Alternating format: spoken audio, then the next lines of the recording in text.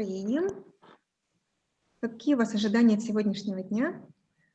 Возможно, кто-то был в предыдущие дни, вы можете поделиться вашими впечатлениями. Dear participants, very warm welcome to the fourth day of the conference. So if you're with us already, please make yourself comfortable and write in the chat how you feel this morning.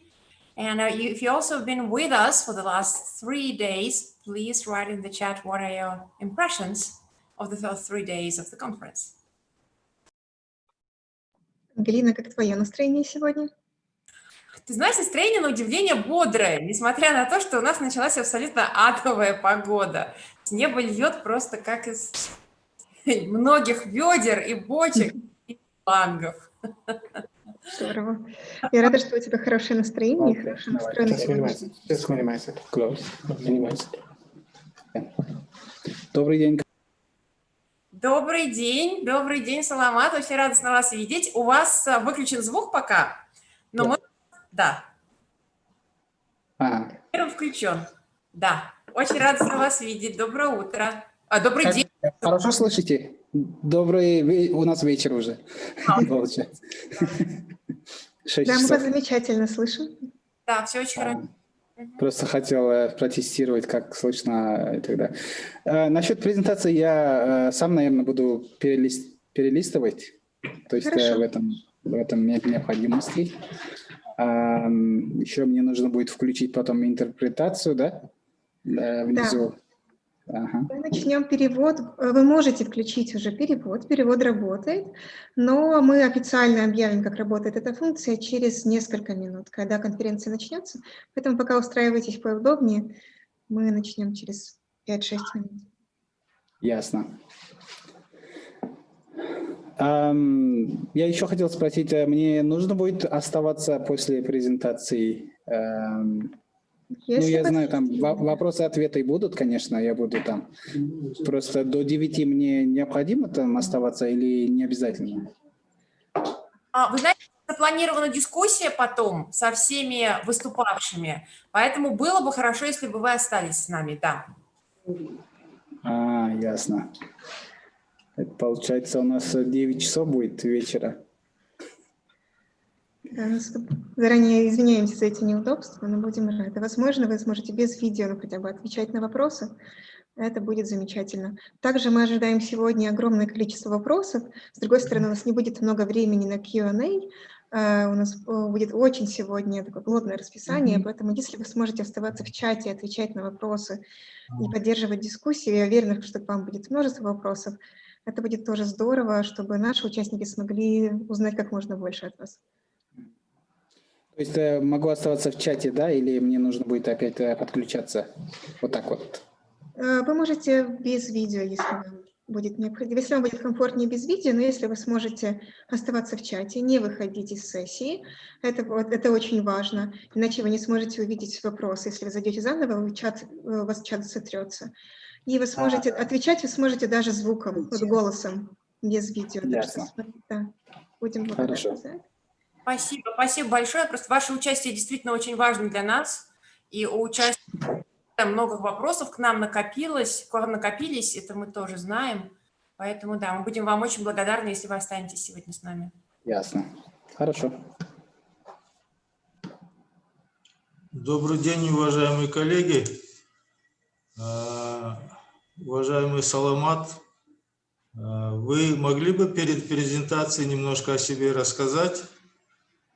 Я впервые с вами знакомлюсь. Я сам директор Международного фонда спасения орала в Казахстане. Спасибо. Добрый день, Булат. Меня зовут Саламат, очень приятно знакомиться. Я работаю в Зеленом климатическом фонде, в команде по координации деятельности в регионе Центральной Азии и Восточной Европы. Я работаю региональным у нас называется региональный специалист. В основном работаю в рамках Readiness программы. Программа Readiness, программа готовности стран к получению доступа к зеленому климатическому фонду. Вы, наверное, слышали, что Зеленый климатический фонд у нас финансирует и большие проекты, тоже там до миллиарда, там больше миллиарда, даже 50 миллионов разных. Но я вот именно вовлечен в программу Readiness, которая готовит стран для получения доступа к таким ресурсам. То есть моя программа в основном только работает со странами, грантовыми проектами, то есть выделяет грантовые проекты для подготовки стран. Господин Ережепов, спасибо большое за объяснение. И, друзья, тоже спасибо за вопросы. Но сейчас мы уже будем переходить к официальному открытию 4-го дня. Поэтому пока я вас прошу на время выключить ваши микрофоны, и мы вернемся к вам и предложим вам выступить, задать вопросы и потом поучаствовать в дискуссии чуть позже. Да, спасибо, Ангелина. Мы предлагаем всем, кто нас слышит, забирать свой чай или кофе, подходить к экранам, усаживаться поудобнее, и мы начнем нашу конференцию через 2 минуты. So, dear participants, very warm welcome to the 4th day of the conference. And we're about to begin in just 2 minutes. So please grab your tea or coffee, make yourself comfortable, and get ready for the opening. In the meantime, please keep your microphones muted. Пожалуйста, держите свои микрофоны выключенными, пока мы не дадим вам слово. Это очень влияет на качество конференции, если есть отдельные шумы или сложности со звуком. Спасибо большое за ваши комментарии. Господин Даиров пишет, что предыдущие дни было очень интересно, и сегодняшний день тоже обещает быть интересным. Мы тоже в предвкушении сегодняшней дискуссии и презентации. У нас есть привилегия увидеть презентации чуть ранее, но мы очень хотим услышать наших спикеров. So, dear participants, we see there are some messages coming in the chat. Thank you so much for writing in the chat. Oh, yes, we also see a message from Glenn Anderson. Good morning from North Carolina. Well, good morning to North Carolina. And thank you for joining us so early. It's 5 a.m. over there. But in Salamat Yerejepov time in South Korea, it's already early evening. So our participants are spread out all across the globe. And we're looking forward to very interesting discussions. And, oh, hi, Jane. Hi, Jane. Let us quickly see your video, if we can see your video. No, actually, we do not see your video. We just see a black square. Я думаю, что мы на данный момент можем остановиться и попросить, возможно, нашу техническую помощь проверить видео Каролин, а мы будем начинать. So we will ask our technical assistance team to help you, Jane, with your video. In the meantime, please, well, a very warm welcome, and please keep your microphones muted. We're about to start our official opening. Thank you.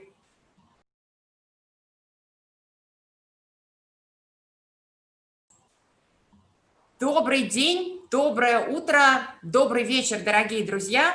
Мы очень рады приветствовать вас на 4-м дне работы конференции, 3-й Центральноазиатской конференции по вопросам изменения климата. И наша конференция, как уже знают те, кто был с нами последние 3 дня, носит в этом году особенный формат. Мы встречаемся, к сожалению, в онлайне, но, тем не менее, онлайн-формат не помешает нам послушать презентации, поучаствовать в дискуссии, узнать что-то новое, поговорить друг с другом. Конференция называется, и общая тема конференции – это изменение климата в условиях пандемии COVID-19 в Центральной Азии. Мы уже очень успешно поработали первые 3 дня, и сегодня нас ожидает 4-й день работы. So, dear participants, very warm welcome to the 3rd Central Asia Climate Change Conference. This time the conference is taking part in an unusual format. So we're all online, we're not together, we're not in Dushanbe, but nevertheless, we have technical capabilities to speak to each other, to hear the presentations, to take part in discussions, and just to feel how everyone is doing and to learn something new and to engage in very interesting and mutually beneficial conversations. So the topic of our conference is climate change in times of pandemic COVID-19 in Central Asia. And this is day 4 of the conference. Very warm welcome. Before we proceed with the official opening of the 4th day of the conference, I would like to draw your attention to a very important feature which we have, and that is there's simultaneous interpretation available. And for those of you who need interpretation, please, at the bottom black bar in your Zoom, find the planet sign, click on the planet sign, and then choose the language you would like to stay in. So if you speak English, please choose English language and then stay with the language. Дорогие друзья, у нас сегодня конференция проходит на русском языке, но нам также доступен перевод на английский. И ряд выступающих у нас будет говорить на английском языке. Поэтому, если вам нужен перевод, пожалуйста, в нижней черной панели найдите кнопочку «Перевод». Над ней также размещается значок планеты. Кликните на нее и выберите язык, в котором вы хотите оставаться, русский или английский. Если вам подходят оба языка, пожалуйста, можете не выбирать никакую функцию и просто оставаться с обоими языками. Спасибо большое. Я сейчас буду тогда также переходить на русский язык, и у нас активизируется перевод. Так, добрый день еще раз, дорогие друзья. Я надеюсь, у всех заработал перевод. Если у вас до сих пор возникают какие-то проблемы с переводом или прочие технические проблемы, большая просьба обращаться к нашей системе технической поддержки. Тем временем хочу сказать, что за подготовкой конференции стоит очень большая и очень дружная команда из разных городов и стран этого мира. И вы видите на этом слайде фотографии основного оргсостава организаторов конференции. Вы видите их имена, вы видите их фотографии, вы видите их должности. И именно эти люди на протяжении многих недель работали очень долго, очень упорно и, как мы надеемся, очень эффективно для того, чтобы эта конференция произошла. Можно попросить один слайд назад, пожалуйста. Вы также видите, что у модераторов и организаторов есть специальные значки перед их именами. Так, модераторы, а модераторами конференции выступаю я, Ангелина Давыдова, и моя коллега Алена Ангелова, у нас перед нашими именами стоит значок микрофона. У команды технической поддержки Данил Щукин, он общается с русскоязычными участниками, и Алия Скиндирова, она общается с англоязычными участниками. Также специальный значок перед их именами. Наконец, остальные организаторы конференции, главные организаторы конференции, у нас также имеют специальный знак перед их именами, это значок планеты. Еще ряд важных технических подробностей и технических инструкций на время проведения конференции. Как и в обычной конференции, иногда вам захочется пообщаться с кем-то из коллег в индивидуальном порядке. Наверное, в случае офлайн-конференции это было бы возможно на кофе-брейке, обеде или неформальной сессии обсуждения и дискуссии. Однако, если вы участвуете в онлайн-конференции, у вас также есть подобная возможность. Мы можем выделить и создать для вас отдельную Zoom-комнату для разговора. Для этого, пожалуйста, напишите в личный чат нашей команде технической поддержки Данилу Щукину, если вы пишете по-русски, и Алия Скиндировой, если вы пишете по-английски, и мы создадим для вас личную комнату, а также сможем предоставить вам переводчика. Кроме того, на протяжении всей нашей конференции мы будем использовать интерактивные опросы для того, чтобы лучше узнать вас, узнать уровень вашей экспертизы в различных темах, узнать ваши знания, понять, в каких секторах вы работаете, какие темы вам интересны, какой у вас есть опыт взаимодействия с различными инструментами, о которых рассказывают наши спикеры. Все опросы будут анонимными, интерактивными, и они будут иметь неполитический характер. Для того, чтобы проверить, как работают наши интерактивные вопросы, давайте попробуем сделать подобный опрос сейчас. Итак, у вас на экране появилась форма опроса. На этой форме опроса вы видите следующую тему. Расскажите нам, над какими конкретными климатическими темами вы работаете. Что это? Это научные исследования, может быть, вы больше работаете в области переговоров ООН в области изменения климата, на международном уровне, на национальном уровне. Вы работаете над программой снижения выбросов парниковых газов, адаптации к изменению климата, климатическими рисками. Убедительная просьба проголосовать и выбрать одну из тем.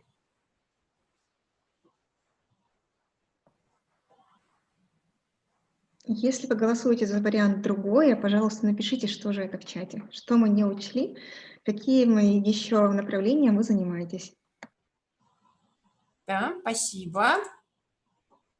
А можно выбирать только одну тему, да? К сожалению, Zoom позволяет выбирать только одну тему, но вы можете написать в чате, какими темами еще вы занимаетесь.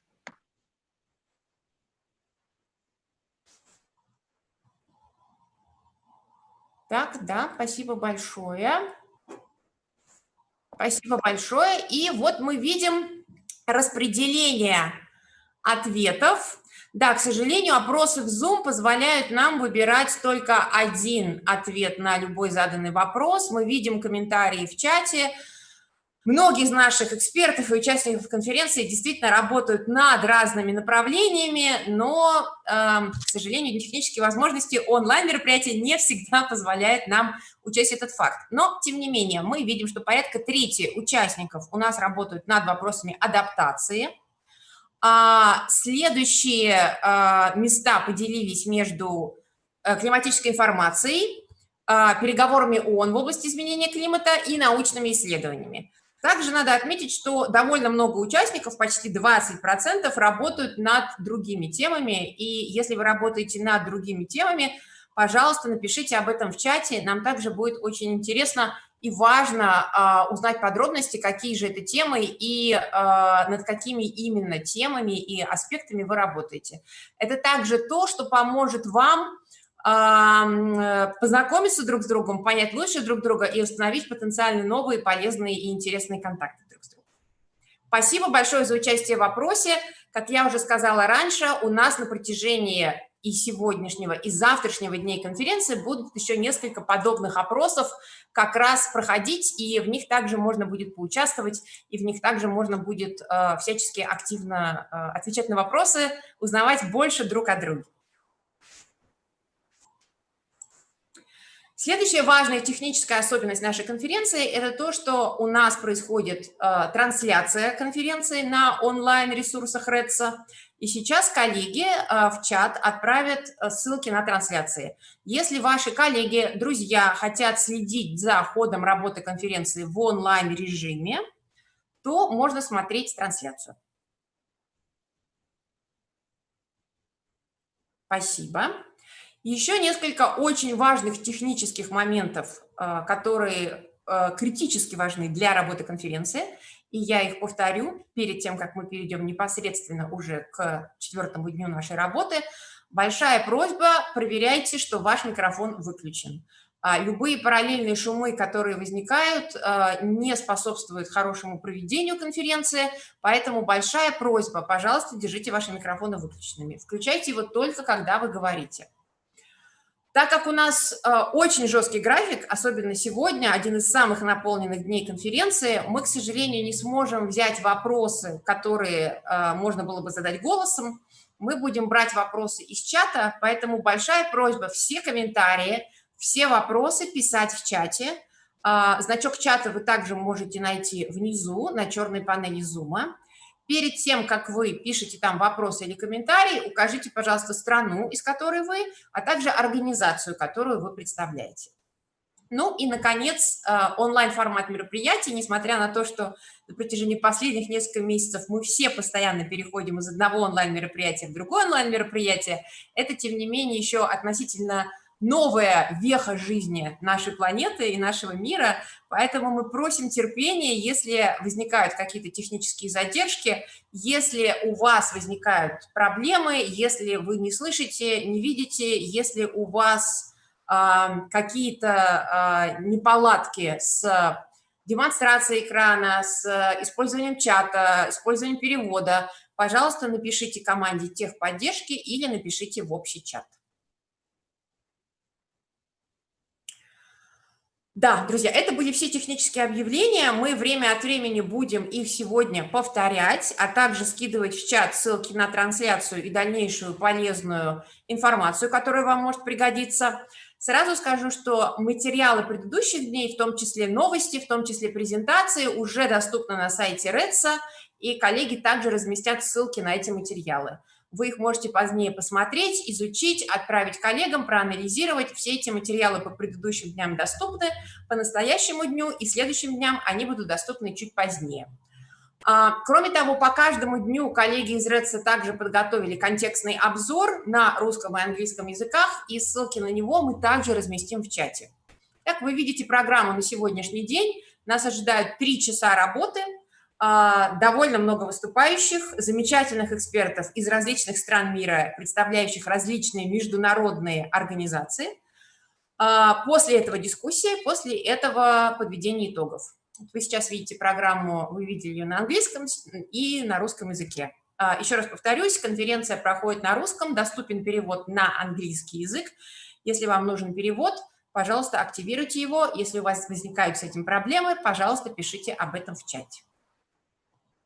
Так, ну и теперь, дорогие друзья, у нас очень приятный момент. Это тот момент, когда мы просим всех вас включить камеру, улыбнуться, и мы сделаем групповое фото.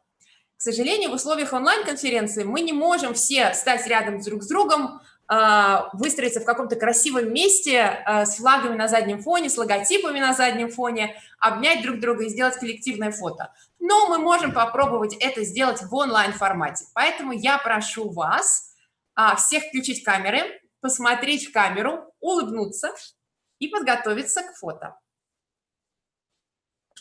Я тоже на счет. Да, давайте на счет 1, 2, 3 будет сделано фото. Пожалуйста, улыбайтесь.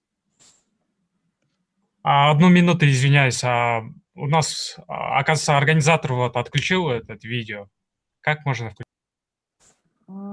Видео не было отключено. Сейчас с вами свяжется техническая поддержка Уже наша, всё чтобы хорошо. уточнить данный вопрос. Да. Пожалуйста, еще раз 1, 2, 3. Улыбайтесь. Угу. Нам придется повторить эту процедуру несколько раз.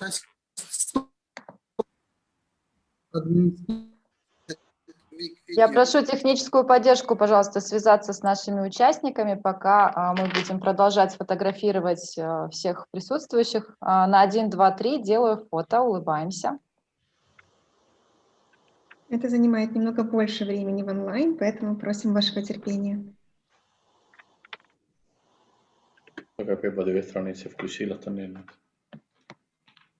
Так, и... Улыбаться приятно. Да, и еще один раз, пожалуйста, да. Спасибо всем за терпение. Улыбайтесь, пожалуйста. 1, 2, 3. Всем спасибо. Спасибо большое, Ирина, за организацию процесса. Друзья, мы также видим, много комментариев уже поступает в чате. Спасибо большое. Так, коллеги, прошу вас.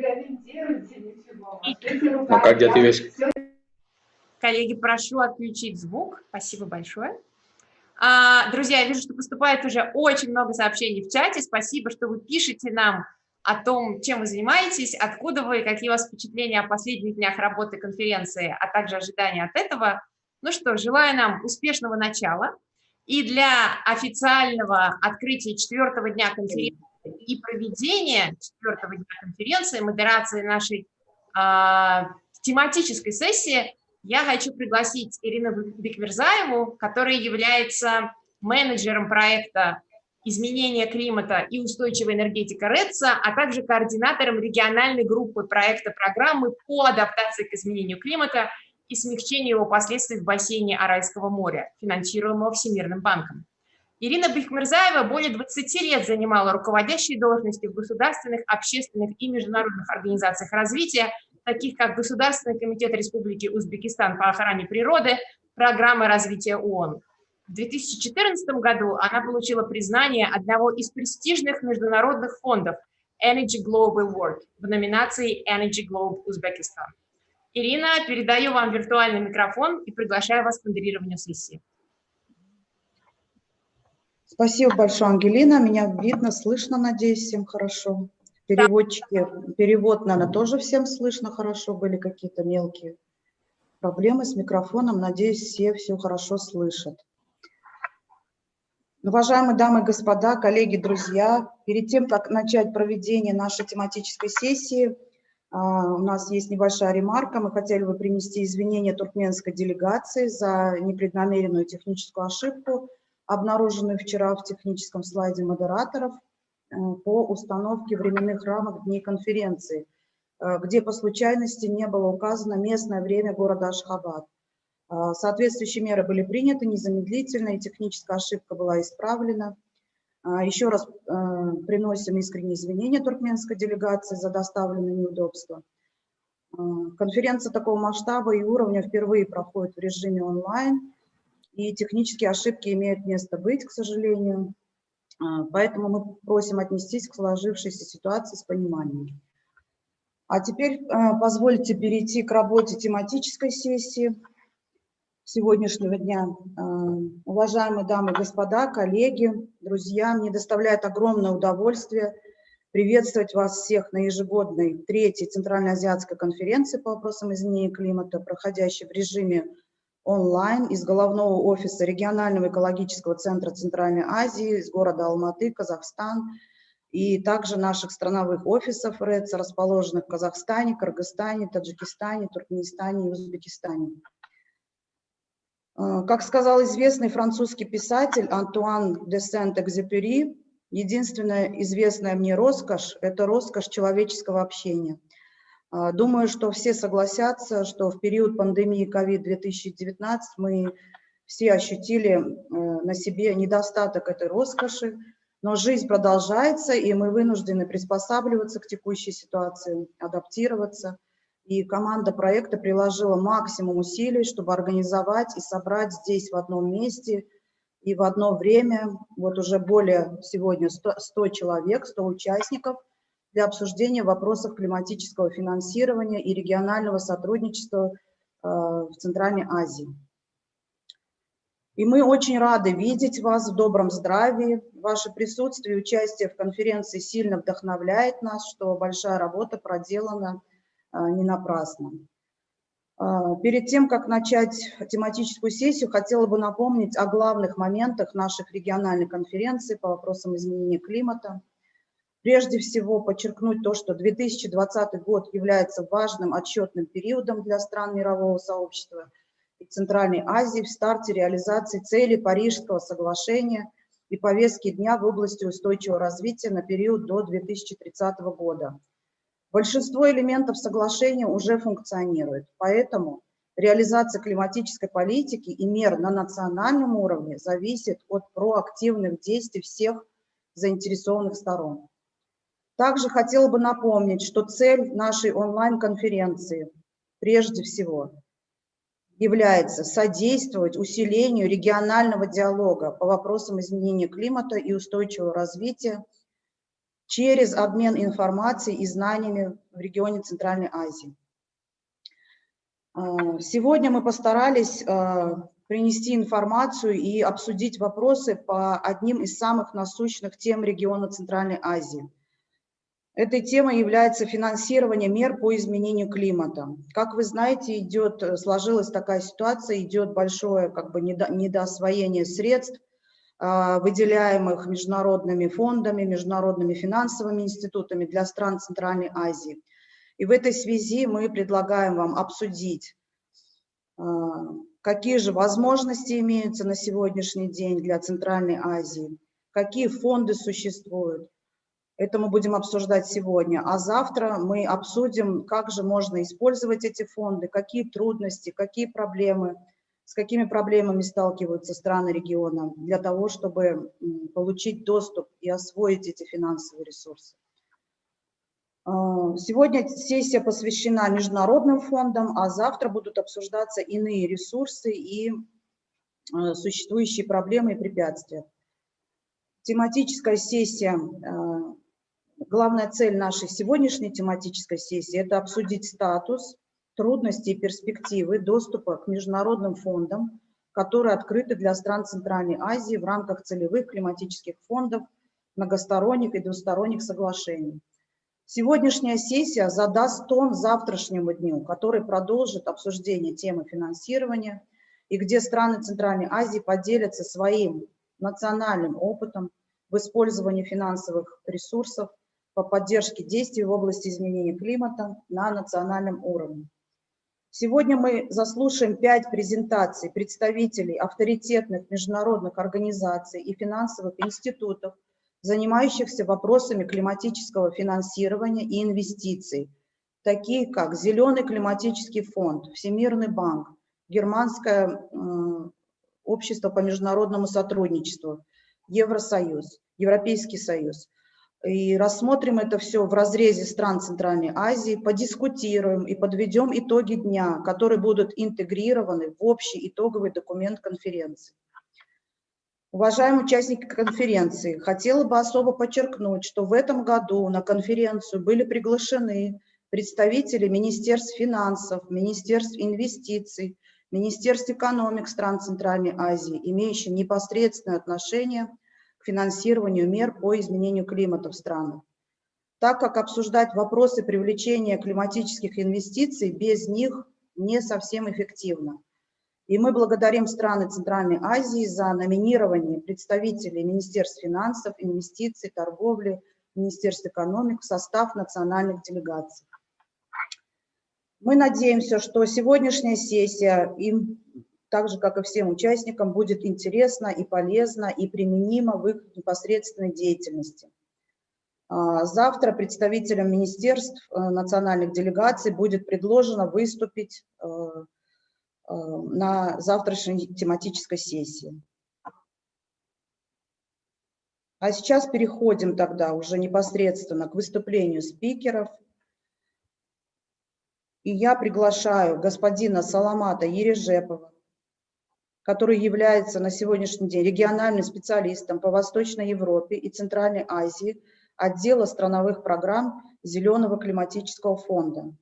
Господин Ережепов имеет степень магистра в области изменения климата и устойчивого развития. С 2018 года господин Ережепов работает на должности регионального специалиста, которую я уже озвучила, и в настоящее время он координирует сотрудничество стран Центральной Азии, Кавказа и Западных Балкан по реализации проектов, связанных с наращиванием потенциала национальных уполномоченных органов и других партнерских организаций по улучшению доступа к ресурсам Зеленого климатического фонда. Уважаемый господин Ережепов, передаю вам виртуальный микрофон. Пожалуйста.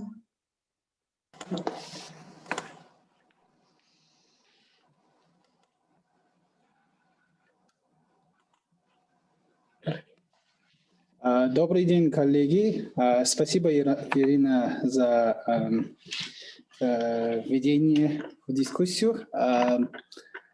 Я хотел бы начать, и спасибо за эту предоставленную возможность, во-первых, организаторам этого мероприятия, за то, что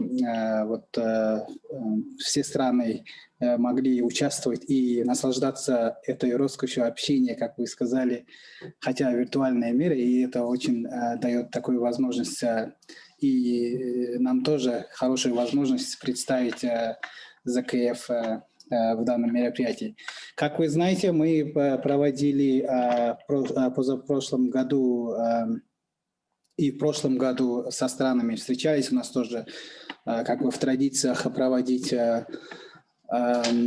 ежегодные конференции со странами, с нашими странами, включая Восточную Европу, Центральную Азию и Кавказ. Но в этом году из-за пандемии не было возможности, но это вот сегодняшняя как раз конференция хорошая возможность для этого. Если можно, я бы хотел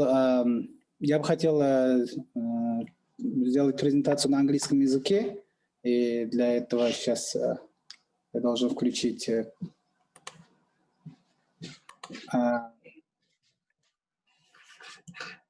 I just turned interpretation. Включить трансляцию к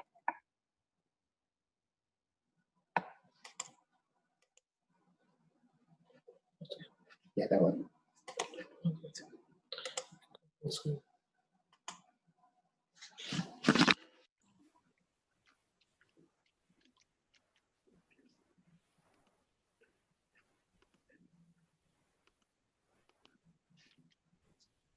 Okay. So I wanted to speak a little bit about the current status of climate finance in Central Asia from the perspective of the GCF, and including some challenges and opportunities for the future collaboration with the countries of Central Asia. So I wanted to start my presentation with a brief introduction about GCF. So as you can see from this screen, GCF has been established in 2010, and I've seen that from the poll that you just created, many of our participants are aware of the climate negotiations, and they may be aware of the process of how GCF has been established since 2010, because there were a lot of negotiations under the UNFCCC. So the GCF Green Climate Fund is a financial mechanism of the UNFCCC, which helps developing countries to meet their climate targets and to implement the climate agendas. It's been established at COP26, COP16 in 2010, and it's been since then we've been established as an organization and implemented a lot of projects across the world.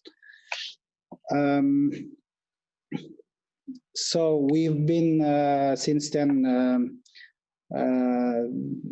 financed around more than 143 projects across the world, approved the projects with an amount of 6.2 billion. And as you may have heard that from the previous conferences that we had, the GCF's modality, work modality requires that it channels the funds through the accredited entities, so that we have accredited around 99 entities so far. And all of these projects cover more than 100 countries over the world, and they are very different in their scope. Overall objective of the GCF, as I mentioned, is to foster the paradigm shift to low emission and climate resilient development in developing countries. With what regards to the impact areas that GCF makes investments within, the GCF has 8 strategic result areas in adaptation and mitigation. So adaptation result areas include 4 adaptation result areas and 4 mitigation result areas. Adaptation result areas include energy generation and access, and transport, building cities, industries and appliances, and forest and land use. Mitigation result areas, impact areas include livelihoods of people, communities, health and food, water security, infrastructure and built environment, and ecosystems and ecosystem services. So any projects that the GCF will finance in developing countries, including the countries of Central Asia, will have to have at least one of the, will have to bring impacts at least in one of these areas. It can be also a cross-cutting impact, or for example, one project can address both different impacts between adaptation and mitigation. So in this slide, I just synthesized the overall snapshot of the Central Asia climate finance from GCF in Central Asia. So as you can see, GCF has committed to invest in Central Asia around 328 million US dollars, which also catalyze additional finance of 883 million.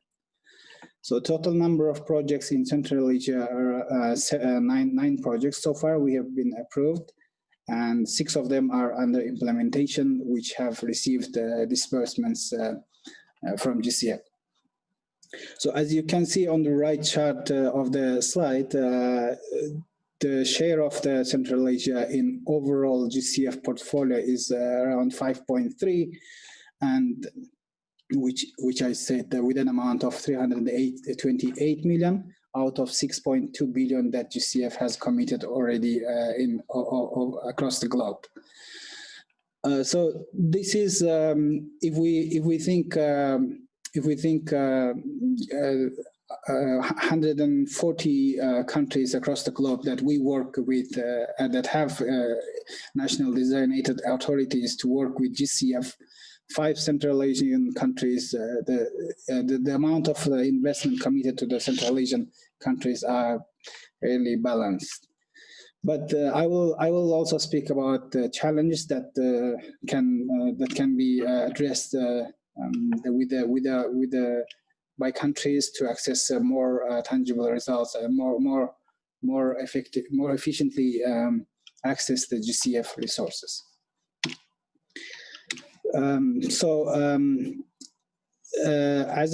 As I've spoken about funding proposals before in the previous slide, this slide is focused on the readiness program that GCF has. The readiness program is a support program of the GCF. It's one of the 2 funding windows. Apart from the full bigger investment projects, the readiness program is focused on to help countries prepare their capacities and systems to be able to make them to support them to access the GCF resources. So different activities can be covered under the readiness program, and the readiness program is only provides the grants to countries, and its amount is limited. So one country can access up to $1 million per year to prepare themselves to get access to more bigger projects with the GCF. So the readiness program can include different activities such as supporting the direct access or putting in place the different systems like establishing coordination mechanisms in the countries, establishing the national designated authorities, or involving the private sector investments, private sector players into the GCF engagement. So far we've approved 9 readiness support projects with an amount of 9.3 million USD in 5 Central Asian countries. So we of which 6 are under implementation, and 5 more are coming in our pipeline of portfolio, which we expect to approve by the end of this year or beginning of the next year. So this slide pretty much reflects what I have said before, and it explains how the GCF works, GCF working modality. So as you can see on the left side, one important thing here is worthwhile to note that GCF promotes the country ownership principle, which says that the countries should identify their priorities and come with those priorities in the form of a bankable projects to the GCF and can seek the GCF support to finance those interventions. So for that, this slide explains basically how countries can program their activities to work with GCF. For that, at the first stage, we encourage countries to look at their indices, INDCs, which is the country's commitments under the Paris Agreement, or look at the national adaptation plans or technology needs assessments or other strategic documents that outline their priorities. So taking stock of these strategic documents and allows countries to develop the country program that is specific to the GCF, or the entity programs if the country has a national direct access entity, also that is specific for the GCF, outlining the main priority projects that it wants to seek funding from GCF in the upcoming for the upcoming 3 or 4 or 5 years. And then, based on the country program, the country can request the readiness support because the country programs they identify the country's gaps and where the challenge exists in the capacity. So, with the help of the readiness program, it can address these gaps and capacity gaps and institutional or any challenges or barriers that it has. After the readiness program, the country may request PPF, which is the project preparation facility, which supports the development of the full funding proposal. Full funding proposals can be different under different sizes, categories. For example, the micro projects, the GCF which finance is up to $10 million, and small projects are from 10 million to 50 million, and the medium projects are from 50 million to 250 million, and the large projects are above 250 million. So those are the funding proposals. For that, it can request a PPF support to develop. So that leads us to a GCF pipelines, which has the bankable projects, as I've said, to be financed in the upcoming years, based on the country's priorities. With regard to the challenges and lessons learned from engagement with the countries of Central Asia, we can I can highlight some of the points here, as you can see in the slide. The first thing is that there is a definitely need for a systemic engagement with countries because the country-specific approach is important to build the institutional and technical capacities of the countries. And also, we should promote the country ownership and direct access to climate funds. As you have seen, as in my previous slide, almost all projects, 9 projects that we have funded so far are channeled through the international access entities, but the direct accessing directly the GCF resources is very important and crucial to build the capacity of the country. Second is the interinstitutional collaboration is one of the challenges that we encourage countries to pay more attention. This may require planning and finance ministers, as Irina mentioned that this time we invited in this conference that they invited to this conference the finance ministries and others. They play also a crucial role in along with the environmental ministries and committees to plan how to plan the climate change interventions for GCF. And the third one is a programmatic approach that I've just explained in my previous slide, which comes from the strategic documents all the way towards the pipeline development.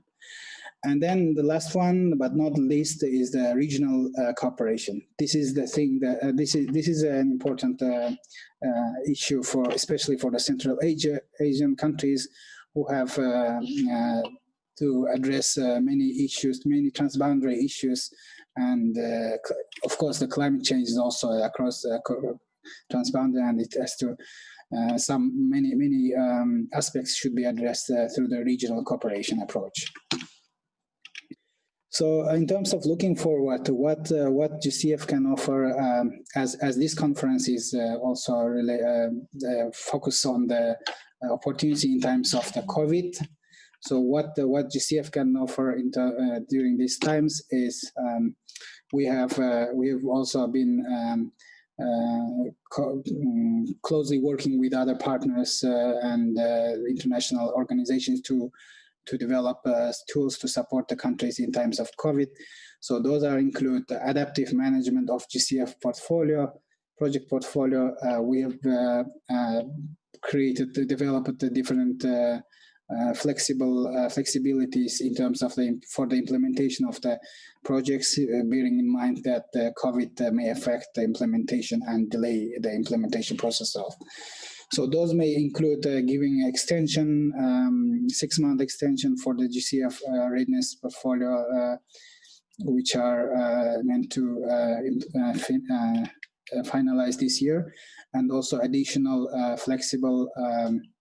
flexibilities in terms of the budget allocations So the countries may use even increased project management costs and as well as the contingency costs because related to the COVID, because of the delays of the due to COVID situation.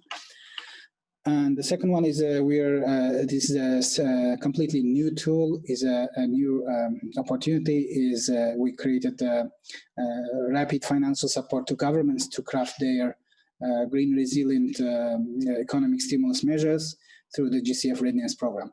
So for that, we've introduced a webinar. We've done a webinar couple of weeks ago, maybe no, a month ago, 1 month ago, and all the available information about this opportunity is available on our website. So that provides additional up to $300,000 US grant for countries to develop and craft green stimulus measures in times of COVID. This and the third one is the accelerating development of priority green resilient investment projects for approval by GCF board. So we have, as you may know, GCF holds 3 board meetings a year, and every time the full funding proposals are approved at the board meetings. So for that, we prioritize the projects that have components or elements of the green resilient, so to prioritize those to accelerate the review of those projects to be able to approve it in a more efficient way. Fourth is the development of additional dedicated initiatives to launch before COP26. This is related to the country's ambitions with regard to the, as moderator mentioned, that this is the important crucial year for countries to develop, to put their new INDCs with an increased ambitions, and I know that mostly the many countries have not yet included in the first round of NDCs. They have not included adaptation component. So this is a dedicated support that GCF provides to countries to update their NDCs and put in the implementation roadmaps for the NDCs. So I will stop on these 2 opportunities in the next slides in more detail. So this is this slide is dedicated to the NDC support. So we are working with some our partners with whom we have framework agreements like UNDP and GGGI, which through which we could deploy support to countries to update their NDCs in a more efficient way. We also are looking at providing technical advisory service to an enhancement of the country's parties' NDCs, including country-driven green stimulus measures from recovery of COVID-19.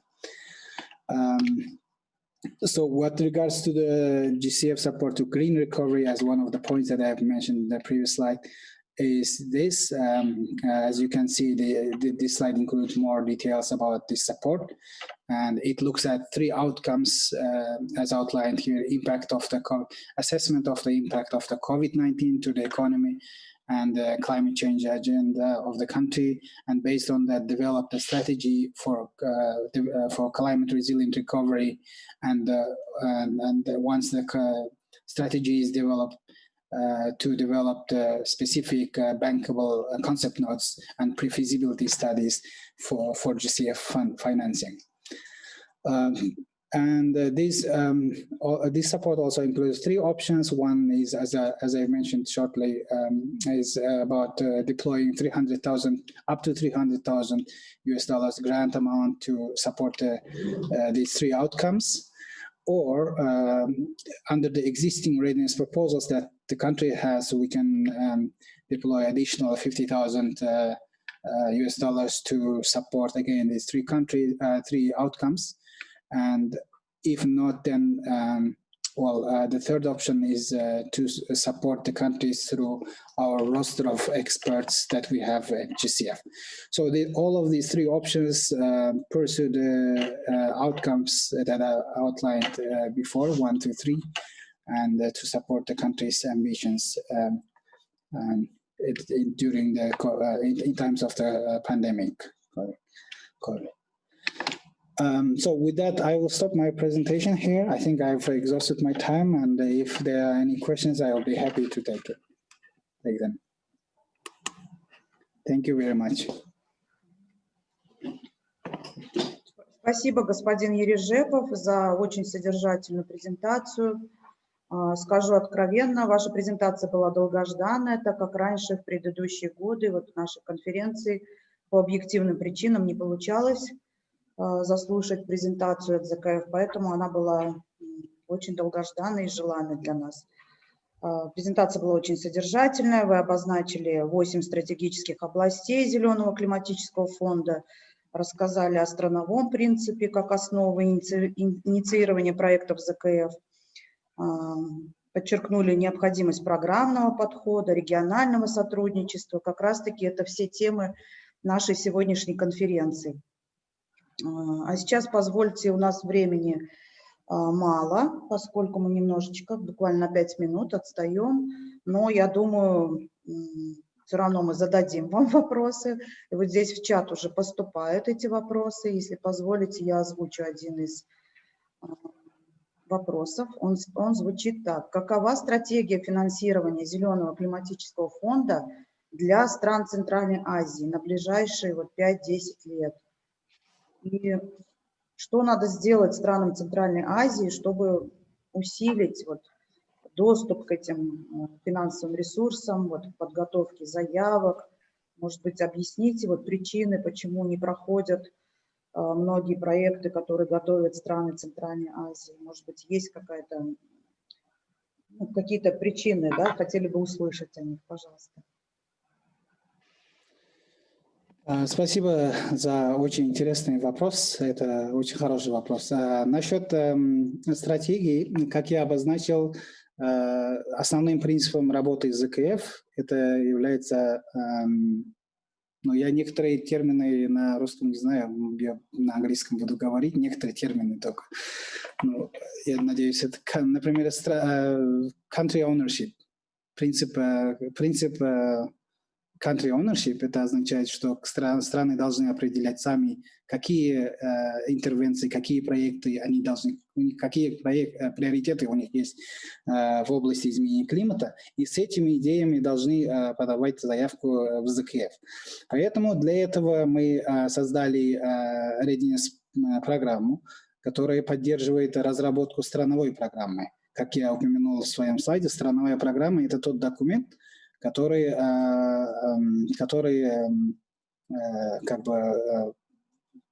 описывает полностью стратегию страны с ЗКФ на ближайшие 3-5 лет.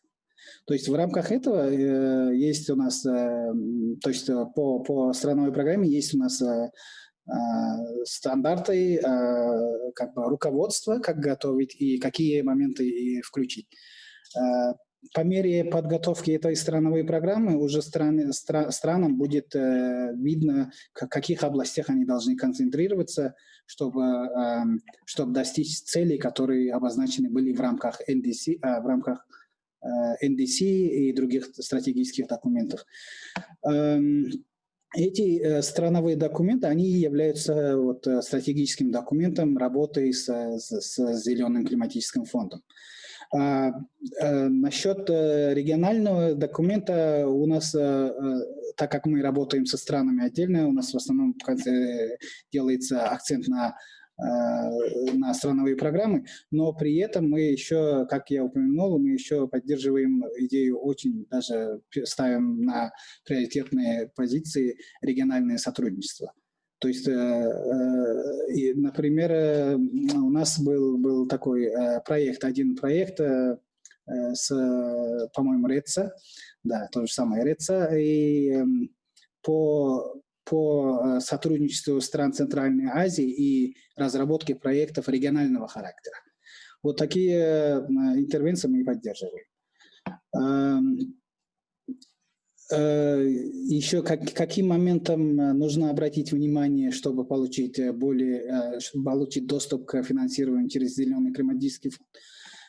Вопрос тут получается, тут, как я объяснил, у нас есть два как бы способа финансирования. Один из них это по линии readiness проектов, один из них больших проектов, инвестиционных проектов. То есть в зависимости от готовности страны можно будет выбирать, в каком направлении можно идти. Но одним из основных моментов для получения доступа это является, конечно же, прямой доступ. Для этого, для прямого доступа страны должны аккредитовать национальные организации, которые способны реализовать проекты напрямую через Зеленый климатический фонд. Спасибо большое, господин Ережепов, за очень содержательный ответ. И с удовлетворением отмечаем, что региональный экологический центр Центральной Азии может тоже иметь такую возможность подавать на проекты ЗКФ, так как мы региональная организация, но мы можем работать в этом направлении. Спасибо большое. И у нас поступают другие вопросы в чате. Если можно, господин Ережепов, я бы попросила вас ответить в чате на вопрос господина Рикс Бош, потому что мы уже отстаем по времени, у нас еще другие спикеры, и нам нужно все успеть. И были бы вам весьма признательны, если бы вы смогли остаться сегодня до конца нашей сессии, потому что в конце выступающих у нас будет общая дискуссия, и, возможно, к этому времени у национальных делегаций возникнут какие-то вопросы, или просим вас оставаться в чате, с телефона. Были бы вам очень признательны за это. Спасибо, Ирина. Я, наверное, подключусь через другое устройство, потому что сейчас у нас как бы уже 7 часов, и офис закрывается. Но это не мешает, конечно, если не потеряются вопросы, я с удовольствием отвечу. А вот сейчас на вопросы, которые в чате, я сразу отвечу. После в чате отвечу людям, а потом буду еще переподключусь из другого устройства и буду до конца сессии. Спасибо большое за предоставленную возможность всем и за вопросы тоже. Будем рады. Спасибо большое. Успехов желаем в вашей дальнейшей плодотворной работе. Дальше идем по программе, уважаемые коллеги, друзья. У нас следующий спикер – это госпожа Джейн Ольга Эббингер, который является руководителем сектора по устойчивому развитию из Офиса Всемирного банка по Центральной Азии. Госпожа Джейн Ольга Эббингер, выпускница Оксфордского университета, имеет степень магистра в математике, моделировании и числовом анализе. До этого, до настоящего назначения, госпожа Эббингер работала в банке на различных должностях по Европе и Центральной Азии со специализацией в вопросах энергетики, изменения климата и климатической устойчивости. Госпожа Джейн Ольга Эббингер расскажет нам сегодня о финансировании климатических инициатив в Центральной Азии в условиях пандемии COVID-19. Уважаемая госпожа Эббингер, пожалуйста, вам слово. Thanks, Irina. Let me just share my screen if you bear with me 1 minute.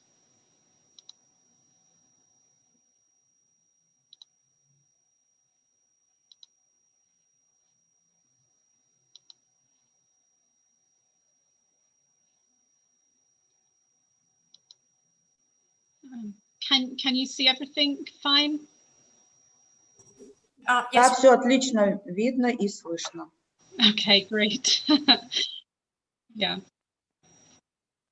Okay, so thank you everyone. I'm delighted to be here today to join this discussion on financing climate ambition in Central Asia in times of COVID. I think this picture says it all.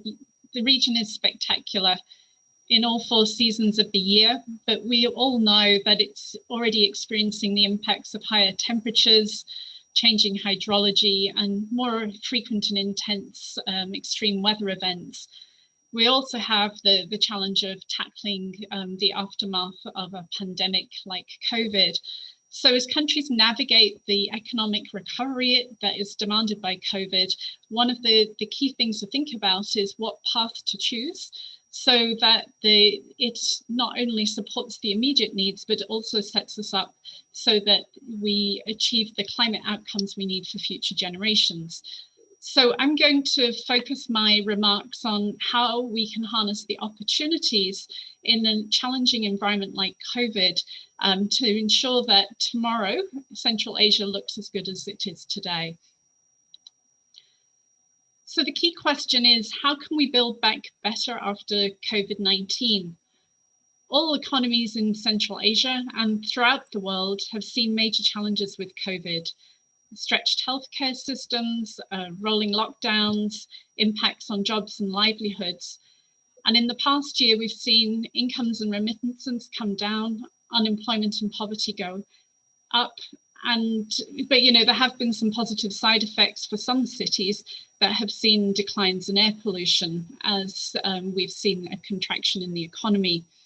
However, without action, COVID has the potential to reverse 2 decades of steady growth and poverty reduction in the region. So you can see this graph here shows us the poverty trends in Central Asia before the pandemic.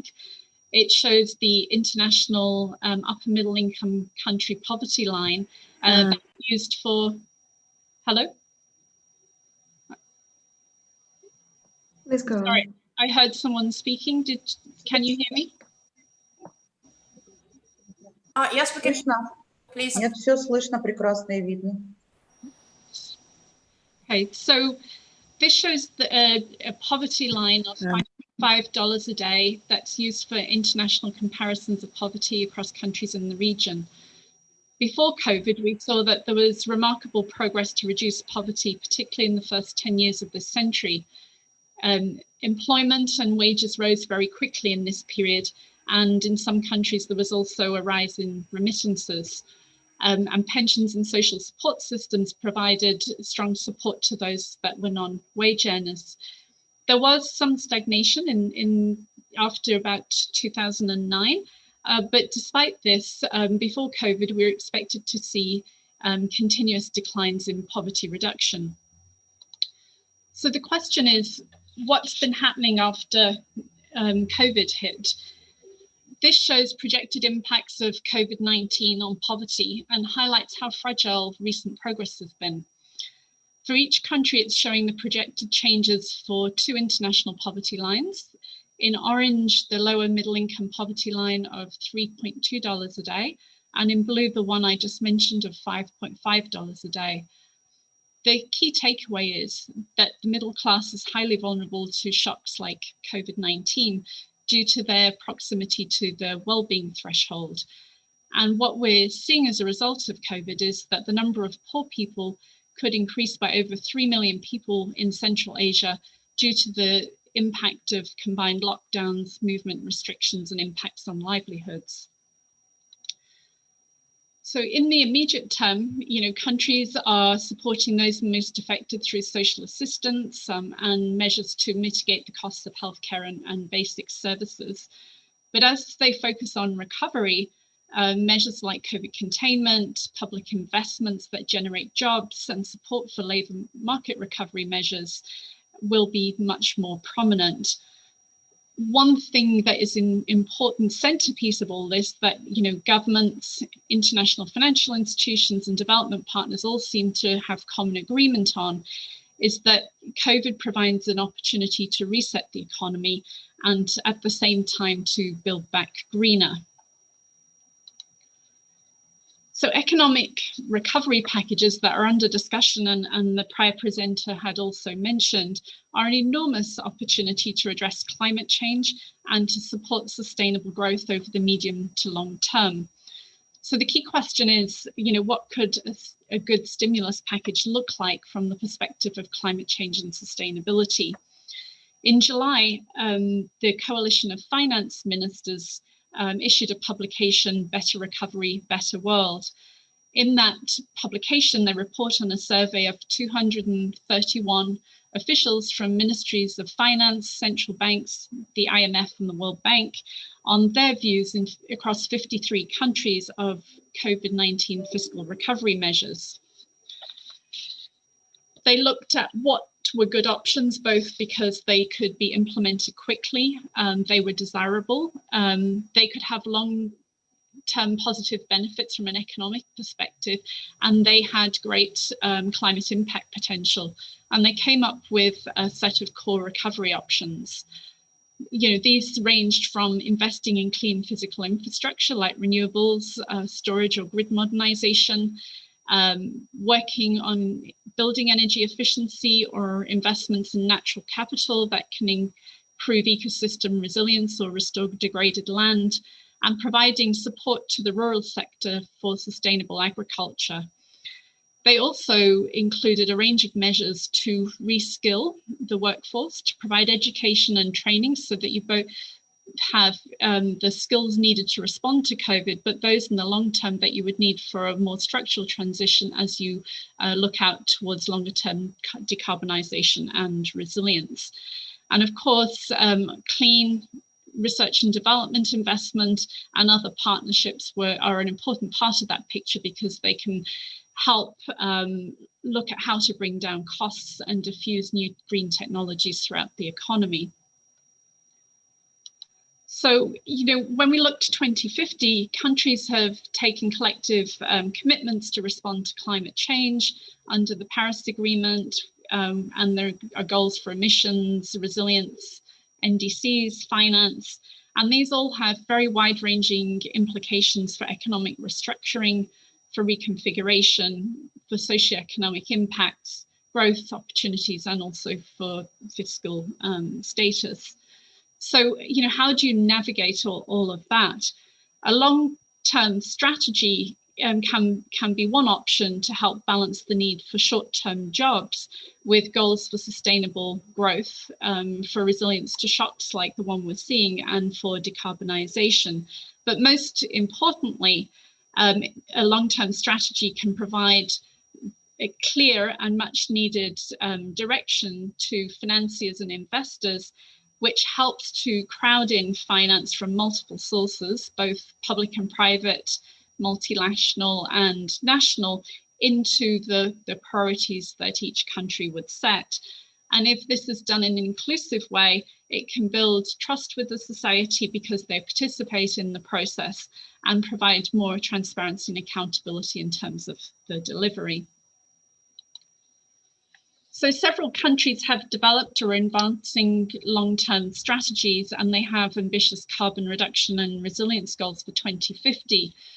They're using these to guide near-term policy, institutional investment priorities, and inform development plans. They also help to be able to monitor progress and ensure you stay on track, or to adjust your course and if there are things that change as you're implementing it. They're an important way to bring together and capture the synergies across a range of development goals, and they might be things like green growth or inclusion or poverty reduction, as we've talked about. And particularly important in times like this, they can stress test development patterns and pathways and identify transition costs or risks like stranded assets. So you could argue, having such an approach could be even more important as you think about how to recover from a pandemic like COVID. So there are four areas I'd just like to touch on briefly where the bank is focusing support to clients to help them build back better. These are around cleaner energy and greenhouse gas reduction, the circular economy, natural capital and landscape management, and disruptive technologies. So I'll just give a brief run through some of the things that we've been doing to support governments. So if we want to incentivize a green transition, policies and regulations can establish signals that help to redirect investments and mobilize revenue for governments at the same time. So they could be used to shift to cleaner fuels, to remove fossil fuel subsidies, or strengthen emission standards through a range of measures like carbon pricing or environmental taxes. The Partnership for Market Readiness, as a number of you would know, is supporting Kazakhstan at the moment on looking at how to strengthen caps under the Emission Trading Scheme's National Allocation Plan. Innovations, on the other hand, like renewable technologies, approaches to a circular economy or climate smart agriculture, are an also important piece of the puzzle. So development banking, national and international development banks can help unlock investments and mobilize finance at scale for these types of innovations. So for example, in Uzbekistan, we have a bank guarantee, which is put together with advisory support from IFC, the bank's private sector wing, to support private investment into solar energy technologies. And there's also a discussion about how a private sector guarantee could potentially be considered to transition from coal to gas-fired power. So that's kind of one example of how you could leverage these types of instruments. And then, of course, public finance and institutional support can also provide a strong signal of the direction government would like to go. So, for example, strengthening environmental codes, looking at green public procurement approaches or expenditure priorities. And another example, in Uzbekistan and also Kazakhstan is the work that's ongoing at the moment to strengthen the environmental codes. So when we look at these two pictures, I guess one of the questions you could ask is, where would you want to live? In a city that looks like the one on the left, which is a picture of Almaty during a typical winter, or one on the right, which is taken this spring in the same city during the COVID lockdown. And, I think we all know which one we might prefer, but we also know that the economy can't stop. But we do have an opportunity as we replace aging infrastructure and vehicle fleets to think how to do this in a cleaner and less greenhouse gas emitting way. So, an example of how that's happening in Kazakhstan, with Swiss funding, a number of school buildings are currently being rehabilitated to make them more energy efficient through a range of measures like insulation of roofs, better windows, metering systems. And also there's a pilot to look at how to have more energy efficient street lighting. So there are things that can be done to increase the efficiency and reduce demand for such resources. And importantly, as we look out from COVID and there's a high pressure to increase the number of fast jobs and to have the right skills to deliver on those, this just shows an example of the jobs per $1 million of capital investment across a range of energy and transport and efficiency investments.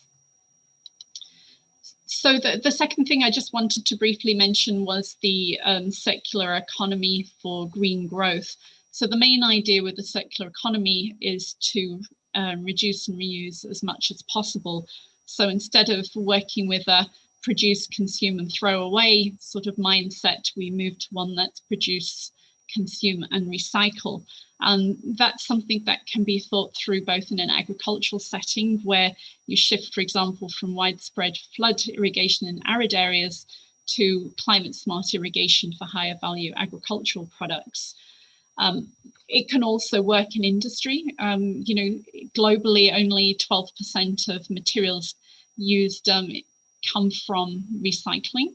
So under a circular economy approach, more and more resources would be recycled, but that requires both transforming industry and the related value chains. So, public policy can play an important role in incentivizing such change through, for example, legislation that reduces waste generation and overpackaging, or provides access to sustainable raw materials for clean technologies.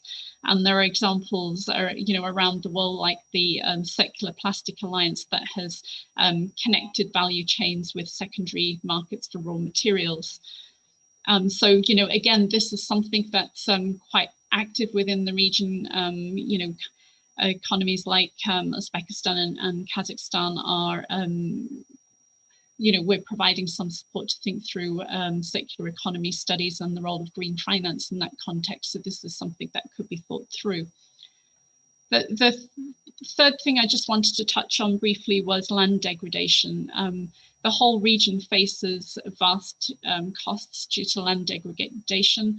It's estimated about 4% of countries' GDP in the region. And that's because there's a strong dependence on forestry and agricultural resources, which are dependent on these landscapes. In Tajikistan, in the last decades, they've faced costs of $750 million to the economy alone, just due to things like frequent landslides and mud flows. So that's why, investing in landscape and watershed management, ecosystem restoration, forest management that's sustainable, and regenerative agriculture and food systems can play an important role in creating the jobs and delivering the long-term benefits for the climate and for poverty reduction. So, I think this slide says it all. On the biodiversity front, this is an important consideration in everything we're doing at the bank now. As we develop forestry resources in the Kyrgyz Republic, we're thinking about how to do that with native species, how to maintain natural habitats. And in Kazakhstan, in livestock development projects, we're thinking about, how to ensure that rangelands and pastures are biodiversity is maintained. Soil preservation also in the region is important, and there are efforts across all countries in the region, particularly in border areas where you have high incidence of land degradation, to also restore land. And what that helps with, it's not just your integrity of your natural resources, but it can provide many livelihood opportunities. It can make sure that infrastructure investments aren't vulnerable to things like mudslides, and also reduce emissions from soil sequestration. On the climate side, I think, as we saw the picture earlier on, air pollution is a key issue. It can have many costs to the economy, from short-term and long-term health impacts. A recent study in Europe put those costs on an annual basis of $190 million a year. And, we see similar patterns of air quality across the region. So support to cities like Bishkek, which we have ongoing at the moment to address air pollution, will be increasingly important as you think through a green strategy. And, lastly, on the water cycle restoration side, there's a need to think through major water infrastructure modernization, smart irrigation for high value agricultural products, and the water reform processes that come alongside those to improve productivity. Many of these also have the co-benefits of providing critical income support to poorer rural communities and promoting ownership of those schemes in the long term. So, the last thing I just wanted to say on the levers that we could think about is on the disruptive technologies. So we've seen a great revolution in communications, one that's going on energy, and many technologies that are game changers for development, that are both reducing costs and opening access to new tools and information that can help us increase resilience. This picture shows many emerging opportunities for multi-purpose infrastructure, such as the solar panels you see on irrigation canals that can both help with evapotranspiration and power pumps for irrigation. But one of the innovations that's particularly important across the region is in open data and the remote sensing and crowdsourced monitoring and the cloud computing services that provide an important backbone for weather and climate services. And so in Central Asia and Afghanistan, there's a regional transboundary weather and river flow forecasting platform that's in development that uses these types of tools to set up better numerical weather prediction, which of course gives people more tools to respond and to anticipate the type of emergency events that can be a problem. And having strong digital connectivity as a backbone to that can be important for innovation. And we're also seeing the rollout of programs across the region to provide the support through basic infrastructure or and to level the playing field so that we can ensure that the private sector can also participate. But this is where a long-term transition plan, one that lays out a vision for a national development, can also help countries to be more adaptive and to build in these types of advances as they become available. So, to stimulate short-term economic activity and create the conditions for longer-term growth, to improve those environmental outcomes and address inequality, we need a coalition of stakeholders. And that means we need the collective efforts of everybody that you see on this screen, government, international financial institutions, civil society, private sector, and others. And it's important that we think about some of the partnerships that are out there that could help work through this process. One example I would like to point to is, and I mentioned earlier, is the Coalition of Finance Ministers. So this is a coalition that's driving strong collective action on climate change through fiscal public policy and public finance.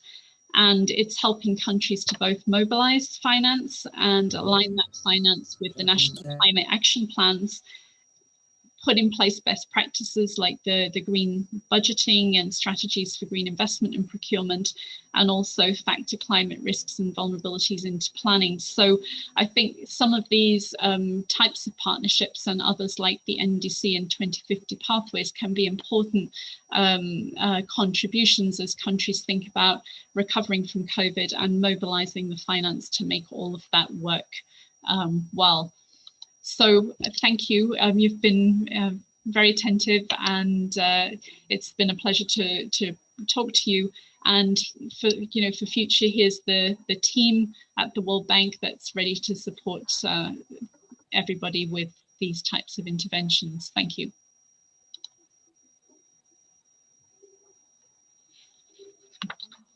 Спасибо большое, госпожа Эббингер, за очень содержательную презентацию. Нам было очень интересно послушать тему финансирования климатических инициатив в Центральной Азии в условиях COVID-19 от представителя Всемирного банка как основного нашего партнера и как партнера финансируемого проекта COM4SB, в рамках которого мы сегодня собрались. В вашей презентации было четко определено то, что ковид серьезно повлиял на страны Центральной Азии, и особенно это будет выражаться на уязвимых слоях населения. И необходимо, то, что мне понравилось, вы очень несколько раз повторили об этом, что необходимо предусматривать именно долгосрочный подход зеленого развития и делать перспективы до 2050 года, то есть краткосрочное, среднесрочное планирование уже не совсем актуально. Нужно планировать далеко, делать какие-то предсказания, сценарии, рассматривать различные сценарии, уже высчитывать какие-то риски, затраты. И, конечно же, в этой связи то, что сейчас весь мир переходит на уже инновационные подходы развития, то есть наука, инновации, технологии у нас сейчас являются основным движущим фактором, без этого никуда. Нужно внедрять уже инновационные методы, не устаревшие. И, конечно же, долгосрочный подход позволяет систематически, устойчиво решать проблемы зеленого развития. Спасибо вам большое за вашу презентацию. У нас поступают вопросы. По времени у нас буквально минута в минуту мы идем, но 2-3 минуты у нас есть на вопрос. Перед тем, как задать вам вопрос, я бы хотела обратиться к участникам конференции, чтобы они писали нам в чате свои отзывы, задавали вопросы. Таким образом мы будем видеть, что вы в теме, в дискуссии, и что мы будем отвечать на все ваши вопросы. Ни один вопрос или комментарий не пройдет, не будет оставлен. Поэтому, пожалуйста, пишите в чате, особенно представители национальных делегаций. Задавайте вопросы и пишите свои отзывы. Итак, вопрос госпоже Эббингер звучит следующим образом. Как изменится или вообще изменится ли схема финансирования Всемирного банка в постпандемический период? И какие последствия следует ждать странам Центральной Азии?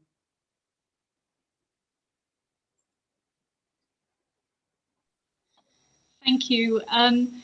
So a few months ago when the pandemic hit, our primary focus was to provide support to countries that needed emergency relief for COVID. So a lot of that was focused on things like saving lives, working with national healthcare systems, or providing support to protect the poor and vulnerable. So this might be those that needed additional cash support or unemployment support, or support to meet food security issues. But at the moment, we're now in a transition where we're shifting the focus to recovery and resilience. And in Central Asia, what that means is, we're shifting our focus to a number of measures. One is, what could we do to help upgrade healthcare systems so they remain strong and responsive for the future? How can we address social protection systems and help to strengthen those? What is needed to protect businesses so that they can survive? What projects do we need to invest in, and how do we adjust to this new normal after COVID? And in addition, we're placing a lot more emphasis on climate change and the green regional agenda. So this means, a more intense dialogue around clean energy, around energy efficiency, and some of the other measures to better manage our water and agricultural resources. And, on that last point, one of the things that we are also doing is we're exploring how we might strengthen our engagement around One Health. So what do we need to do, if anything, to strengthen public health systems so that we can better manage outcomes linked to the transmission of zoonotic diseases? So those are some of the sort of focus areas that are becoming more prominent as we look at the COVID recovery. Thank you. Спасибо еще раз, госпожа Эббингер. Уважаемые коллеги, если у вас еще остались какие-то неотвеченные вопросы, пожалуйста, можете писать в личный чат госпожи Эббингер или в общий чат, и мы будем ими управлять, этими вопросами, и отвечать на них. А сейчас, уважаемые коллеги, разрешите перейти к следующему спикеру и передать слово господину Йоханнесу Стенбайк-Матсон, который является главой по сотрудничеству представительства Европейского Союза в Казахстане. Он курирует программы Европейского Союза в Казахстане, Туркменистане и других странах региона Центральной Азии. До его работы в Европейской комиссии и Европейской службы внешнеполитических действий он занимал различные должности, в том числе руководящие в Европейской счетной палате, во Всемирном банке, а также в ОСР, Организации экономического развития и сотрудничества. Уважаемый господин Матсон, пожалуйста, вам виртуальный микрофон.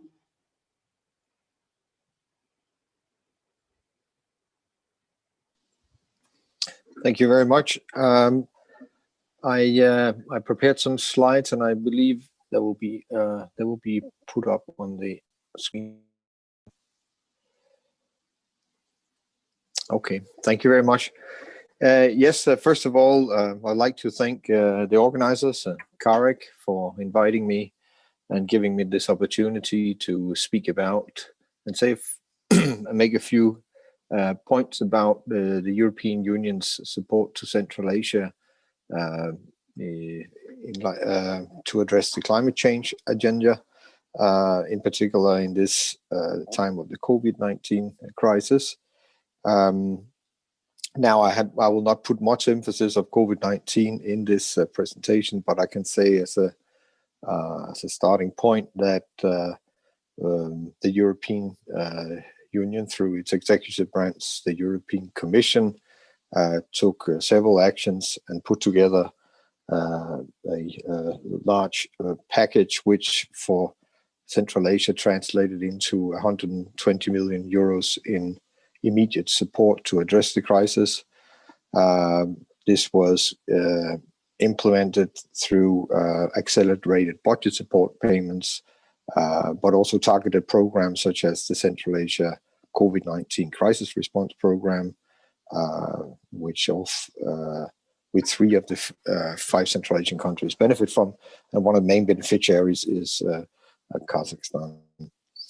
But of course, all the issues pertaining to climate change are critical in a time of crisis, because the transition to a green economy model is so critical for the economies of all 5 countries in the region.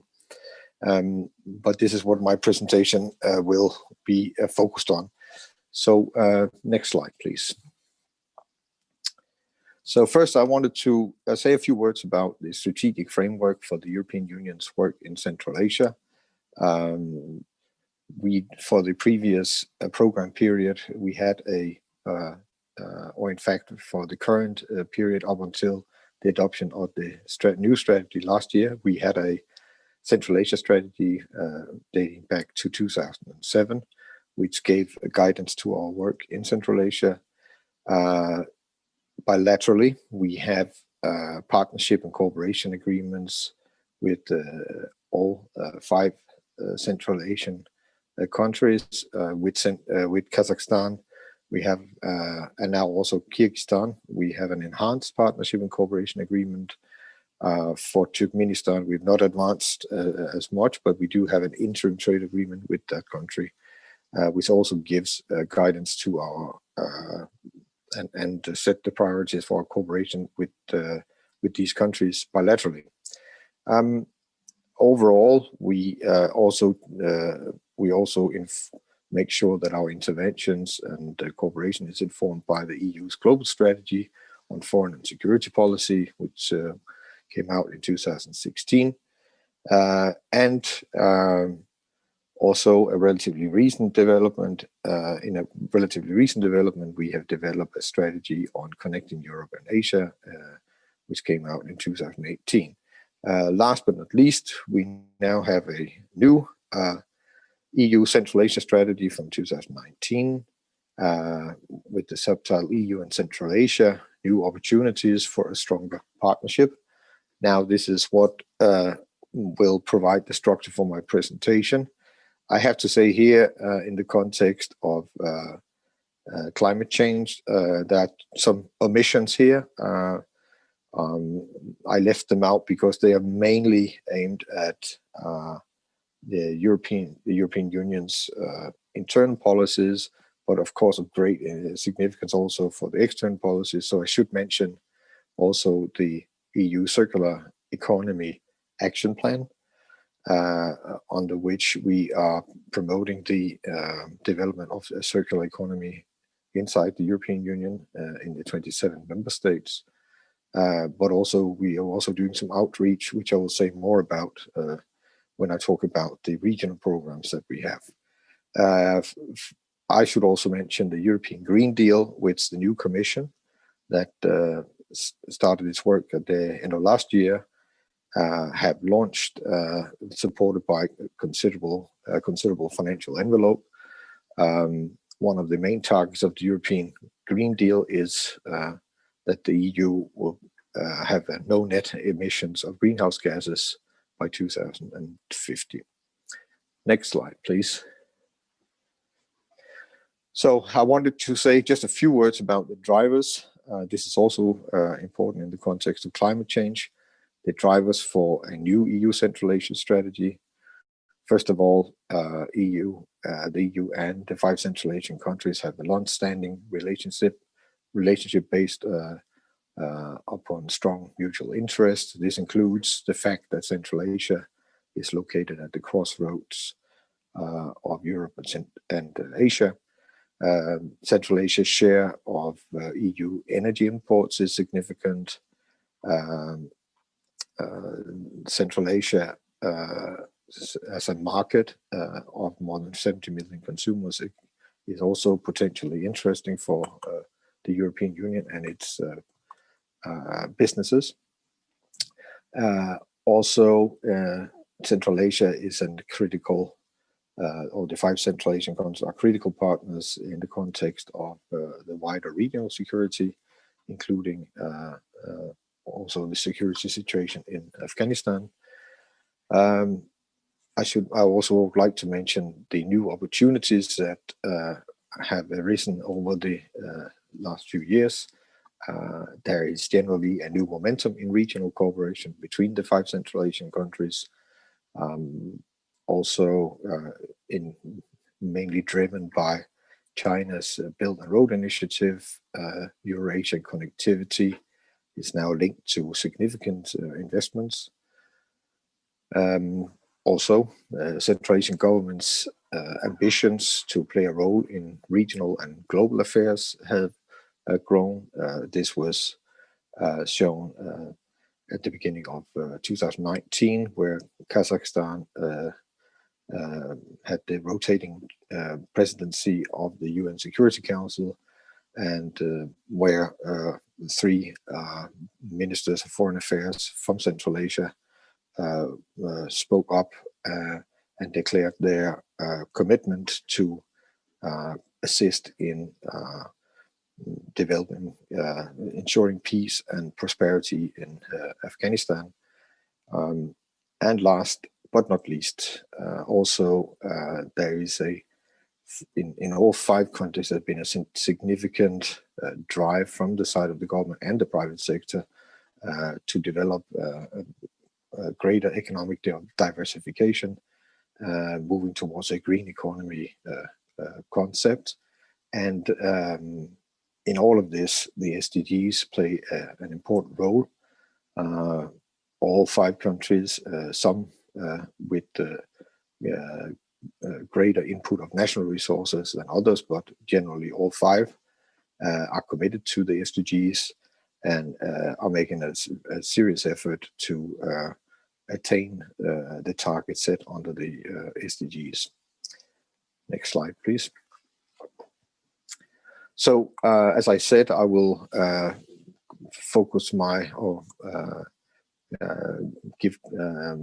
presentation will be guided by primarily the new strategy for EU strategy for Central Asia. I will try to simplify it a bit to make the messages clearer. Within the strategy, there are broadly 3 priorities identified. The first is what it's called partnering for resilience. The second one is partnering for prosperity. And the third is working better together. Now, if you compare to the SDGs, which most of you are probably more familiar with, you can broadly say that the resilience priority resembles or cover a lot of the topics and the SDGs under the peace and planet headings. Partnering for prosperity broadly resembles the SDGs and targets set under people and prosperity, and working better together largely reflects the SDG on partnerships. Next slide, please. So I will focus on the first one, partnering for resilience, mainly because this is where we address the sort of the planet priorities. However, in our strategy and the EU Central Asia strategy, resilience also addresses the promotion of democracy, human rights, and the rule of law. It also addresses strengthening cooperation on border management, migration and mobility, and addressing common security challenges. And last but not least, enhancing environment, climate, and water resilience. Next slide, please. So the other priority, prosperity, just the headings. Here we address the consolidation of the Partnership for Economic Reform, something that is needed in all 5 countries. The move towards a functioning market economy is a priority.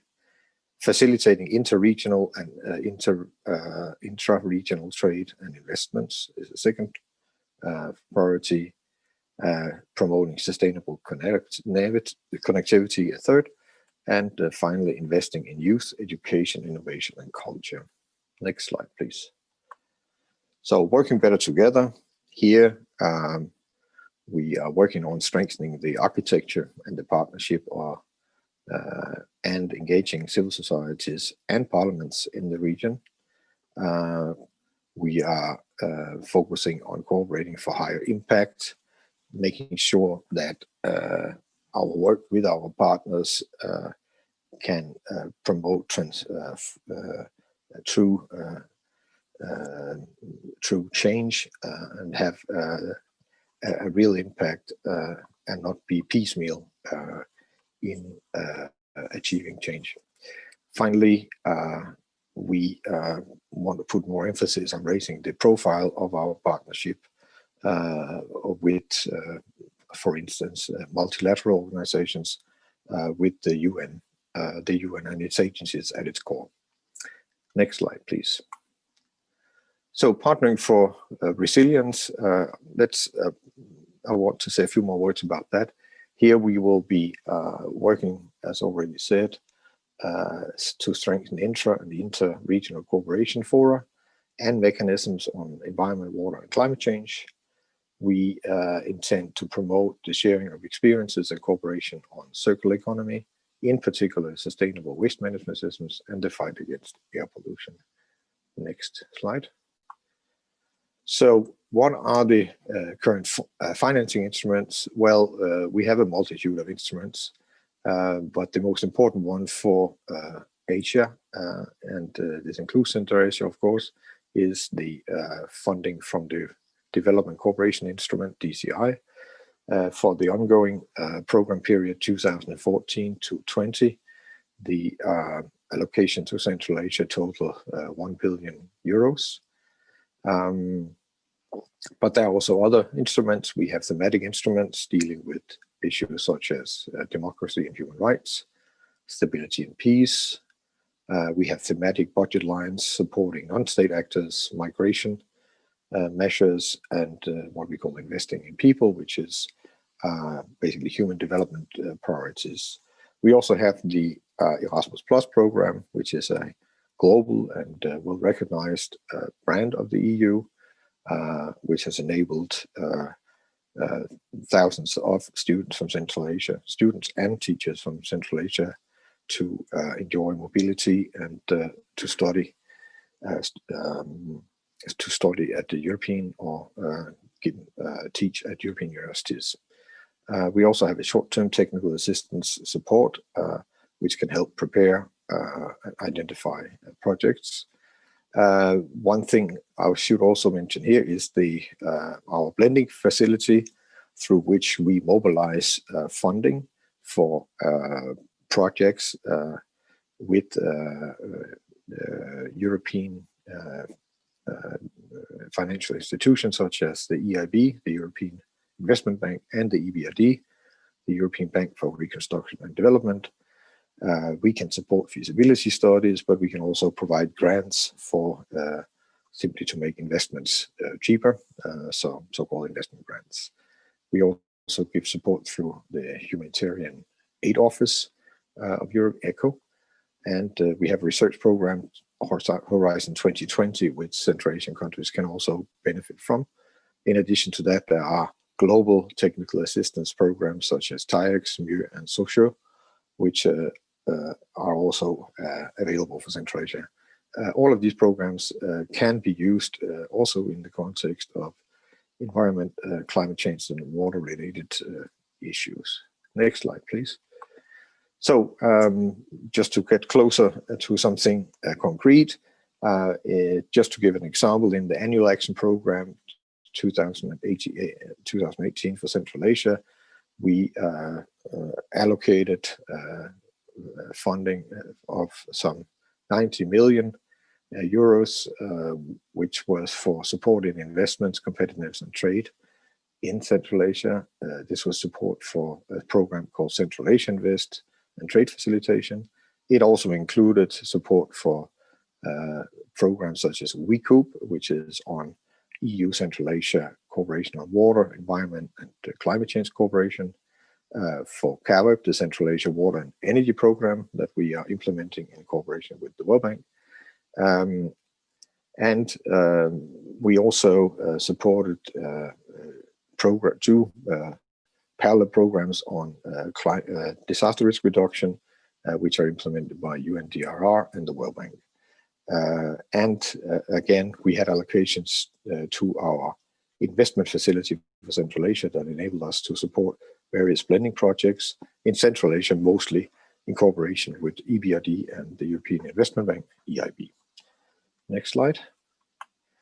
So moving more specifically to the climate change agenda, we are promoting climate change related investments through the before mentioned WECOOP program, where we are providing 3 million euros to support EU Central Asia policy dialogue.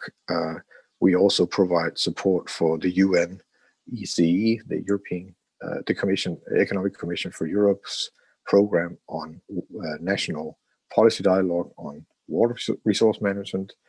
The aim of WECOOP is basically to promote investment in the environment and climate change and water sector that can help reduce man-made pollution, including CO2 emission. We also allocated, as mentioned before, funds for the CAWEP program. For this phase of CAWEP, we allocated 7 million euros. CAWEP provides data diagnostic analysis, capacity building, and also investment preparation for the projects in the 5 Central Asian countries.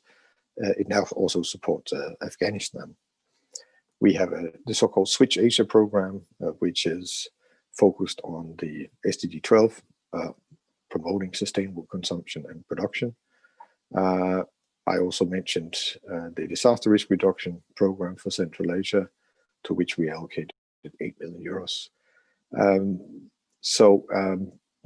I will not read out the rest, but just put emphasis on the last item here, on IFCA, the investment facility for Central Asia for blending projects. We allocated or committed a total of 130 million euros in grants to more than 30 projects, and with that we managed to leverage some 900 million euros in investments. Next slide. So what about the future? Now there's still some uncertainty about the exact envelopes for the various regions of the world, but these ballpark figures you see here are more or less reliable. So with the introduction of a new single instrument, the EU will move from basically merge 3 geographical instruments: the DCI, that I also already mentioned, which covered Asia and South America, with the EDF, which covered Africa and the Caribbean, and the European Neighbourhood Policy Instrument, which covered the Eastern and Southern Neighbourhood. These will be merged into one instrument, the Neighbourhood Development and International Cooperation Instrument, NDICI. You see here the broad envelopes, indicative envelopes for the regions. This implies that we will be about 10 billion euros for the period 2021 to 27 for Asia. We do not yet know anything specific for Central Asia, but this will be known before the end of the year. But should these figures hold, there's good reason to believe that we will have about the same size envelope for Central Asia as we have in the previous period. Next slide. So a few facts about the DECI. As I said, it's a global instrument replacing EDF, ENPI, and DCI with a total proposed allocation of close to 100 billion in current prices for the new program period, 21 to 27. It introduces budgetary guarantees called the European Fund for Sustainable Development, EFSD, which will enable us to leverage significant investments through use of guarantees. The final adoption of the instrument is expected in 2021, at which point where we should be able to say something more concrete about the allocations for Central Asia. Last slide, please. So on the pre-programming of DECI, we have carried out strategic country assessments, which was completed already last year, and based on some the proposals that have been made for so-called Team Europe initiatives and our analysis of national development plans, we have set priorities already at the end of September this year, and we should have precise programming guidelines by the end of this year. I will stop here. Thank you for your patience. Over.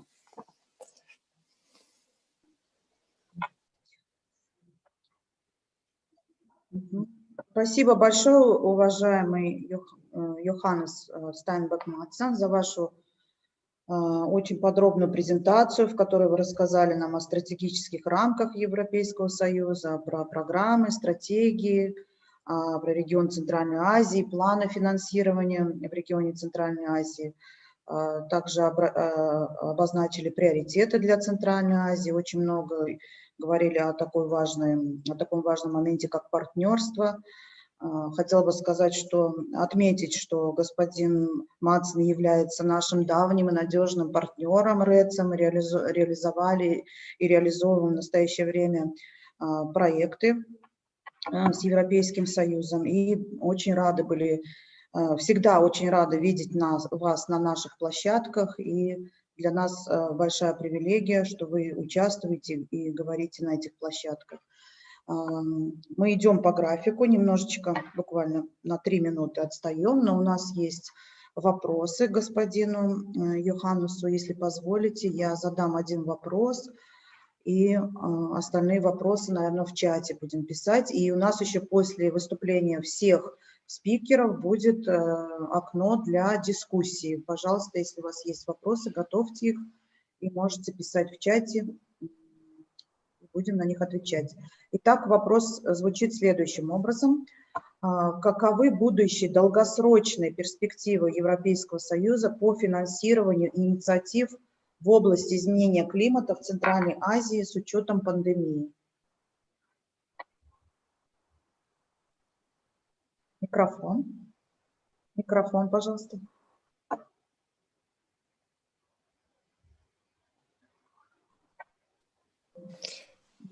No, I did hear it, but I'm listening to the English feed, and the translation stopped for a while. What I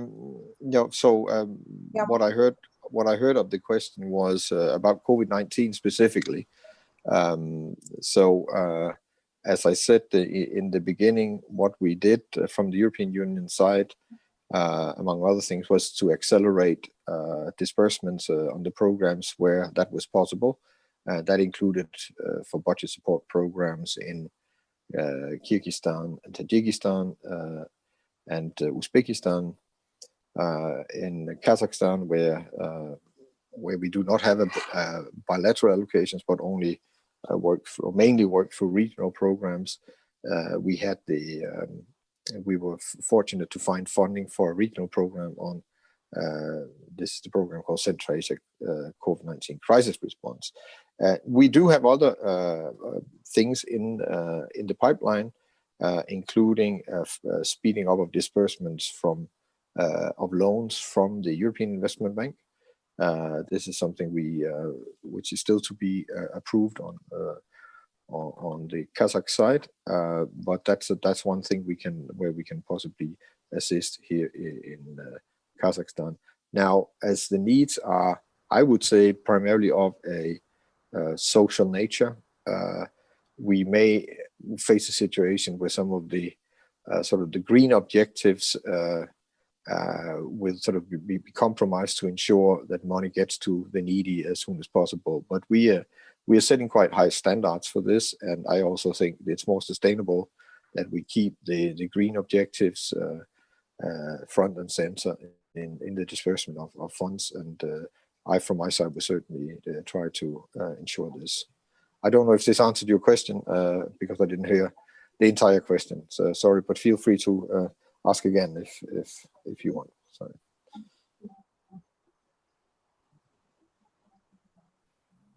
Нет, ответили. Спасибо большое, господин Йоханнес, за ваш ответ, за вашу презентацию. Еще раз благодарим вас за ваше участие в конференции и выступление.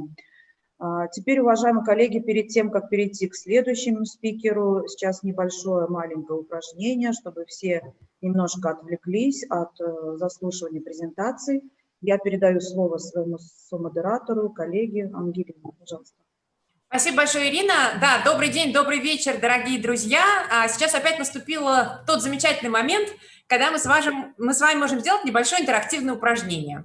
У нас сейчас на экране опять появится опрос, и мы видим, что этот опрос посвящен проблемам в привлечении климатического финансирования. От первых трех спикеров нашей сегодняшней сессии мы услышали о возможностях, мы также услышали о ряде трудностей, которые испытывают в том числе те организации, которые подают заявки из региона Центральная Азия. И сейчас как раз нам важно понять ваше мнение, ваш опыт в вопросе вашей оценки этих сложностей. То есть какие проблемы являются самыми серьезными. Здесь вы видите варианты ответов, и, пожалуйста, призываю вас, друзья, сейчас отвечать. Я, наверное, также озвучу и прокомментирую ряд из этих вариантов. Недостаточно информации о возможностях финансирования. Во многом вот наша конференция, особенно наш сегодняшний день и завтрашний день, он как раз и посвящен этому вопросу, с тем, чтобы больше информации предоставить, разъяснить, ответить на ваши вопросы. То есть как раз все эти аспекты мы будем с вами затрагивать. Следующий вариант ответа – недостаток научных исследований. Напомню, что у нас второй день работы конференции был посвящен науке и научным исследованиям. Мы довольно-таки много узнали в этот день. Также надеюсь, что мы смогли установить контакты друг с другом, но, тем не менее, это препятствие также может еще оставаться. Требования по софинансированию. Действительно, очень многие международные доноры устанавливают требования по софинансированию для тех организаций и консорциумов, которые подают заявки, и особенно, конечно, для каких-то маленьких организаций это может быть существенной проблемой, существенным препятствием.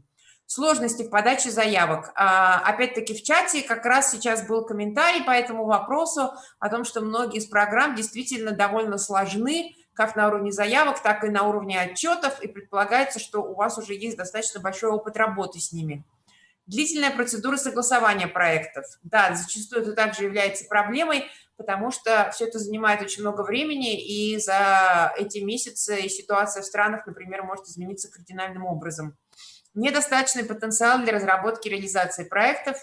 Опять-таки по этому вопросу в чате также было высказывание, и уже упоминалось ранее, что может быть также существенным препятствием или что-то другое.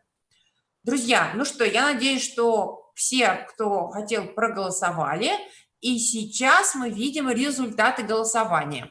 Итак, большая часть ответивших на вопрос полагает, что основное препятствие, основная проблема – это недостаточный потенциал для разработки и реализации проектов. Почти треть, 29%. Потом почти четверть участников конференции полагает, что проблема в основном в недостаточности информации о возможностях финансирования.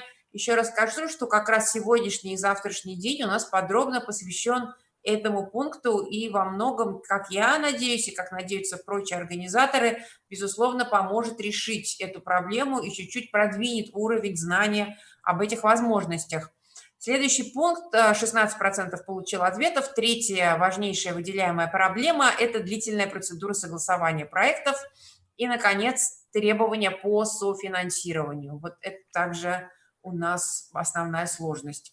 Спасибо большое, друзья, за принятие участия в вопросе. Как я уже говорила, вопросы нам крайне важны, в том числе для того, чтобы получать ваши отзывы, понимать, с чем вы работаете каждый день, какие проблемы вы испытываете и как мы можем наилучшим образом выстроить нашу дальнейшую работу.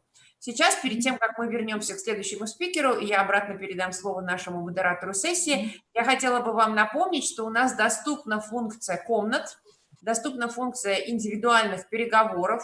Если вы хотите с кем-то поговорить и обсудить какую-то тему в любом количестве участников, пожалуйста, напишите в чат в нашу техническую поддержку. На русском языке можно писать Данилу Щукину, на английском языке можно писать Алие Скиндировой.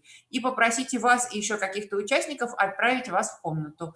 Также вам может быть доступен переводчик. Это также функция, которую мы вам можем обеспечить.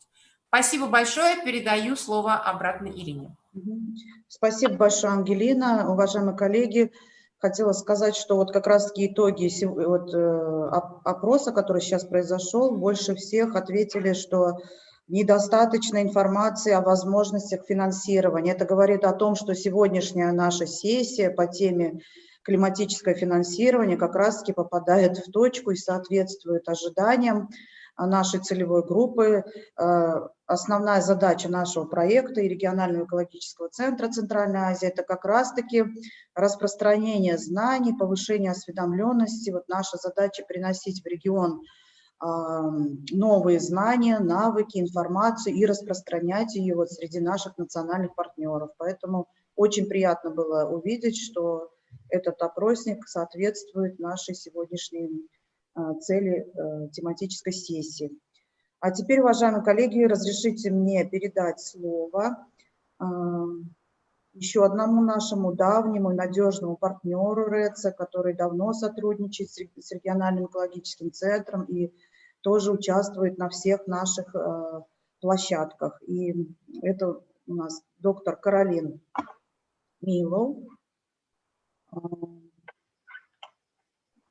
Доктор Мило имеет степень магистра в области истории, политологии, славянских языков и литературы, имеет докторскую степень по истории дипломатии в университете Регенсбурга.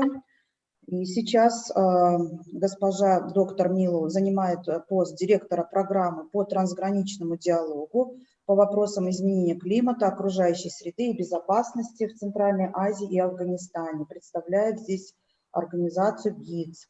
Ранее она занимала должность старшего руководителя и менеджера по программе, реализуемой при ОБСЕ в Узбекистане, а также являлась советником по политическим вопросам Европейской службы внешнеполитической деятельности.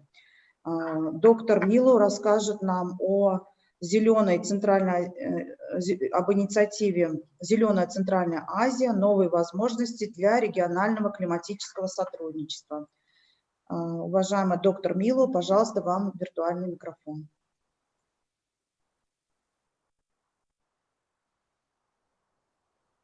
Thank you very much for giving me the floor. I have prepared a presentation. I would be grateful if you are managing this for me. Excellent, perfect. We decided to post it on Russian, so there is to make even for the slight disadvantage that the Russian-speaking colleagues need to wait for the translation.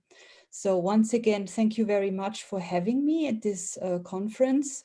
It's a great honor to be able to speak here and to listen to the other presentations and to see what all the other colleagues are doing, interesting things in and for Central Asia.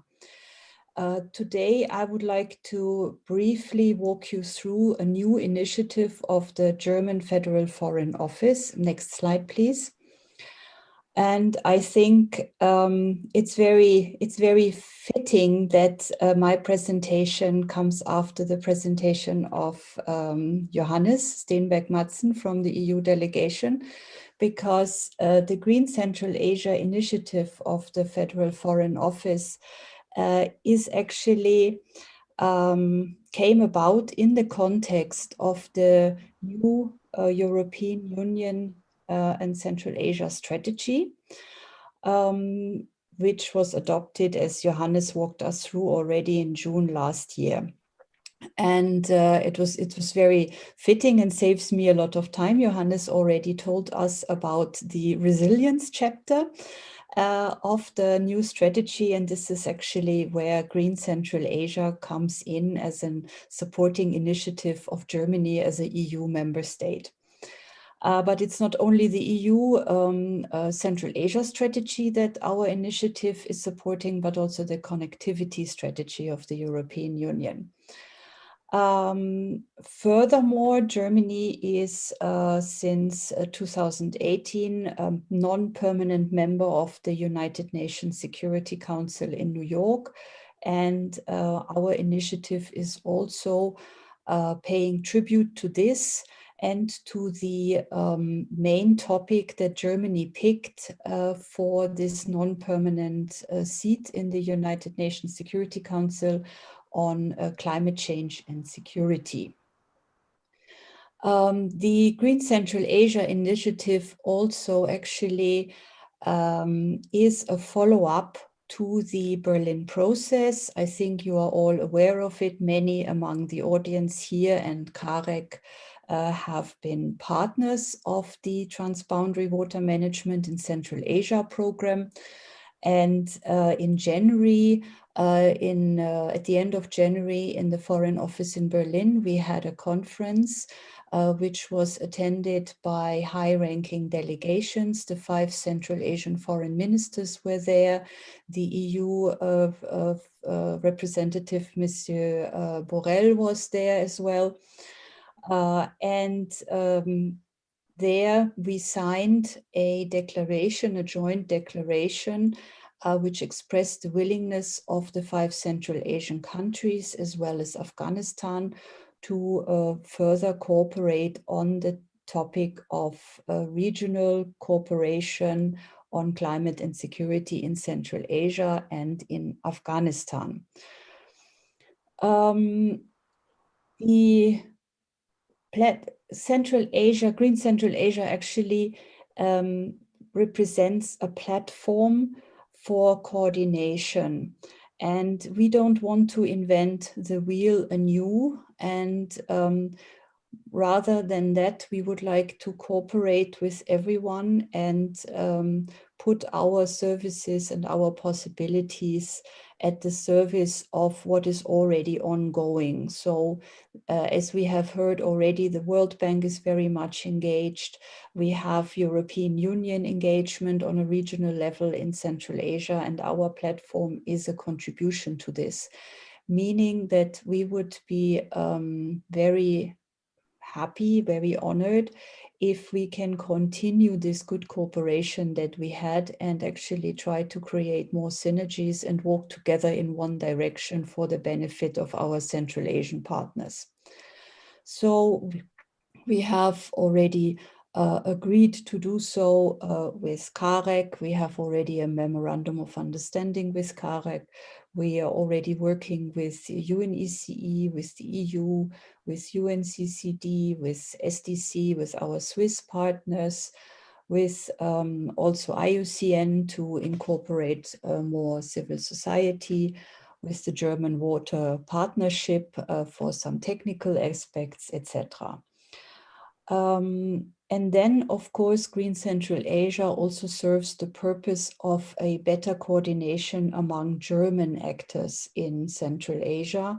So we have projects, as you all know, from the Ministry of Economic Cooperation, the BMZ, the Ministry of Environment, BMU, and the International Climate Initiative, and from the Ministry of Higher Education and Research, etc. And it will be our task to coordinate the actions of the German ministries better in Central Asia. Next slide, please. The overall objective is to support conflict prevention and strengthen transboundary cooperation on climate impacts in Central Asia, including Afghanistan. So we are broadening the scope that we had with the Berlin process. And our project objective is a regional political dialogue on questions of environmental and climate-related security risks and its establishment. Our main target audience, since we are commissioned by the Federal Foreign Office, are the fellow foreign offices of ministries of foreign affairs in the 5 Central Asian republics, as in Afghanistan. But through the foreign offices, we also will cooperate with the relevant ministries and state committees like water, environment, hydromets, etc.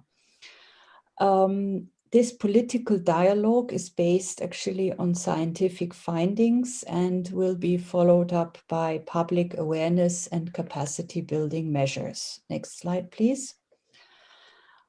We are 4, actually 5 German organizations, implementing organizations that are forming this initiative. The political part is coordinated by us, the German International Cooperation, GIZ. The scientific backbone is provided by the German Research Center for Geosciences in Potsdam, together with the University of Halle-Wittenberg. You know our colleagues from the Berlin process already, as well as you know the German Kazakh University based in Almaty for the educational programs. And so to say, a new player within our new initiative is the Potsdam Institute for Climate and Impact Research. Next slide, please. Planned activities, I can walk you through quite quickly.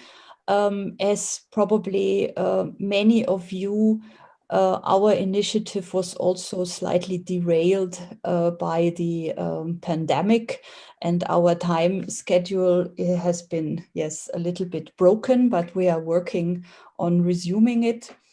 We are now in the process of consultations with the respective ministries of foreign affairs to select priorities together with our Foreign Office and the respective embassies in Central Asia. This collection and selection of priority topics will eventually, through working group meetings, lead to the elaboration of an action plan. This action plan will be discussed with not only the Central Asian partners, but with our international partners, of course, and on several conferences and seminars, we will take